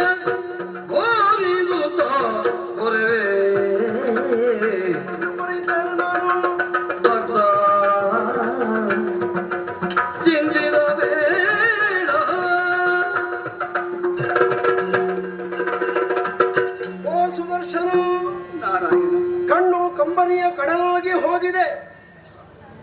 ಶಾಪ ಎನ್ನುವ ಏಟಿನಿಂದ ಧೃತಿಗೆಟ್ಟವನಾಗಿ ಧರೆಗೆ ಹೊರಗಿ ನೃತಿಸುತ್ತಿರುವಂತಹ ನಿನ್ನ ಆ ದುಃಖದ ಉದ್ವೇಗವನ್ನು ಕಂಡಾಗ ನನ್ನ ಕರುಣೆ ಕರಗುತ್ತಾ ಉಂಟಪ್ಪ. ನನಗೆ ಶಾಪವೇ ಸ್ವಾಮಿ, ನನಗೆ ಶಾಪವೇ ಸ್ವಾಮಿ. ಆಯುಧವೇ ರೂಪಧಾರಣೆ ಮಾಡಿ ಬಂದಾವಾಗ ಮಾತ್ರವೇ ತನಗೆ ಮರಣ ಎನ್ನುವ ವರವನ್ನು ಪ್ರಾಪ್ತಿ ಮಾಡಿಕೊಂಡಿರುವಂತಹ ಶತ್ರುಪ್ರಸೂದನನ ವಧೆಗಾಗಿ ನಾನು ಹೂಡಿದ ಸಂಚಿನಲ್ಲಿ ನಿನಗೆ ಬಂತಪ್ಪ ಅಹಂಕಾರ. ನಾನು ನನ್ನದ್ದು ನನ್ನಿಂದ ಎನ್ನುವ ವ್ಯಾಮೋಹತೆಗೆ ವೈಕುಂಠದಲ್ಲಿ ಅವಕಾಶ ಇಲ್ಲ ಎನ್ನುವುದು ನಿನಗೂ ಗೊತ್ತಲ್ಲ. ಅದು ತಿಳಿದರೂ ನೀನು ತಿಳಿಯದವನಂತೆ ಅಜ್ಞಾನವೇ ಸುತ್ತಿಕೊಂಡವನಂತೆ ವ್ಯವಹಾರವನ್ನು ಮಾಡಿದ್ದರಿಂದ ನನ್ನ ಶಾಪವಾಕ್ಯಕ್ಕೆ ತುತ್ತಾಗಬೇಕಾಯಿತು. ಸಿಕ್ಕಿರುವ ಶಾಪಕ್ಕಾಗಿ ಮರುಗದಿರು, ಹೋಗು ಭೂಲೋಕದಲ್ಲಿ ಹುಟ್ಟು. ಆದರೆ ಕೃತವೀರ್ಯ ತನಯನಾಗಿ ಹುಟ್ಟಿಕೊಳ್ಳುವಂತಹ ನಿನಗೆ ದತ್ತಾತ್ರೇಯ ನಾಮಕನಾಗಿ ಗುರುವೊಬ್ಬ ದೊರಕಲ್ಪಡ್ತಾನೆ. 3 ಮೂರ್ತಿಗಳ ವಂಶಾವತಾರಿಯಾಗಿ ಹುಟ್ಟಿ ಬರುವಂತಹ ದತ್ತಾತ್ರೇಯನೇ ನಿನಗೆ ಸಕಲ ವಿದ್ಯಾಭ್ಯಾಸವನ್ನು ಮಾಡಿಸ್ತಾನೆ. ಅಂತಹ ಪುಣ್ಯಾತ್ಮನಿಂದ ವಿದ್ಯಾರ್ಜನೆಯನ್ನು ಮಾಡಿಕೊಂಡಂತಹ ನೀನು ಕ್ಷತ್ರಿಯರಲ್ಲಿ ಉತ್ತಮನಾಗಿ ಕ್ಷತ್ರ ತೇಜಸ್ಸಿನಿಂದ ಮೆರೆಯುವ ಕಾಲಕ್ಕೆ ನಿನ್ನದ್ದಾದಂತಹ ಅಹಂಕಾರವನ್ನು ಮುರಿದು ನಿನ್ನನ್ನು ಯಥಾರ್ಥವಾಗಿರುವ ಲೋಕಕ್ಕೆ ಕರ್ಕೊಂಡು ಬರುವುದಕ್ಕೆ ಬೇರಾರು ಬರುವುದಲ್ಲ, ನಾನೇ ಬರ್ತೇನೆ. ನನ್ನ ಸಮ್ಮುಖದಲ್ಲಿ ಯುದ್ಧವನ್ನು ಸಾರಿ ನನ್ನ ಗಂಡು ಕೊಡಲಿಗೆ ನಿನ್ನ ತಲೆಯನ್ನು ಕೊಟ್ಟಲ್ಲಿಗೆ ನಿನಗೆ ವೈಕುಂಠ ಪ್ರಾಪ್ತಿಯಾಗ್ತದೆ. ಇದರಿಂದ ಸುದರ್ಶನ ಲೋಕಕ್ಕೆ ನಿನ್ನಿಂದ ಉಪಕಾರವಾದಂತಾಯಿತು. ಅನ್ಯಕ್ಷೇತ್ರೇ ಕೃತಂ ಪಾಪಂ ಪುಣ್ಯಕ್ಷೇತ್ರೇ ವಿನಶ್ಯತಿ. ಪುಣ್ಯಕ್ಷೇತ್ರೇ ಕೃತಂ ಪಾಪಂ ವಜ್ರಲೇಪೋ ಭವಿಷ್ಯತಿ. ಅನ್ಯಕ್ಷೇತ್ರದಲ್ಲಿ ಮಾಡಿದಂತಹ ಪಾಪದ ಪರಿಮಾರ್ಜನೆಗೆ ಪುಣ್ಯಕ್ಷೇತ್ರ ಪ್ರವೇಶ ಮಾಡ್ತೇವೆ. ಪುಣ್ಯಕ್ಷೇತ್ರ ಇಟ್ಟುಕೊಂಡು ಯಾರು ತಪ್ಪು ಮಾಡಬಾರದು. ತಪ್ಪು ಮಾಡಿದ್ರೆ ಅದ್ರ ವಜ್ರಲೇಪದ ಹಾಗೆ ಗಟ್ಟಿಯಾಗಿ ಹಿಡ್ಕೊಳ್ತಾರೆ. ಅಂತಹ ವಜ್ರಲೇಪವನ್ನು ಕಳೆದುಕೊಳ್ಳಬೇಕು ಅಂತ ಇದ್ರೆ ಕರ್ಮಕ್ಷೇತ್ರವಾದ ಭೂಲೋಕವೇ ಸುಕ್ಷೇತ್ರ. ನಾನು ಭೂಲೋಕದಲ್ಲಿ ಹುಟ್ಟಿದ್ರು ನನ್ನನ್ನು ಕರ್ಕೊಂಡು ಬರುವುದಕ್ಕೆ ನೀನೇ ಬರ್ತೀಯ. ನನ್ನನ್ನು ಒದಗಿಸಿಕೊಳ್ಳುವರೆ ಅಥವಾ ಭೂಲೋಕದ ಮನುಷ್ಯ ಪ್ರಪಂಚಕ್ಕೆ ನನ್ನನ್ನು ತೋರಿಸುವರೆ ನೀನೇ ಒಂದು ಮಧ್ಯಮ ಸ್ಥಾನದಲ್ಲಿ ನಿಲ್ಲುವ ಕಾರಣ ನಿನ್ನಿಂದಾಗಿ ಲೋಕಮುಖದಲ್ಲಿ ನಾನೂ ಒಮ್ಮೆ ಕಾಣಿಸಿಕೊಳ್ಳುವ ಹಾಗಾಗುತ್ತದೆ. ನಿನಗಿಂತ ನಾನು ದೊಡ್ಡವ ಎಂಬಂತ ಆ ದುರಹಂಕಾರ ಈ ಕ್ಷೇತ್ರದಲ್ಲಿ ಮೂಡಿ ಬಂದಿದೆ.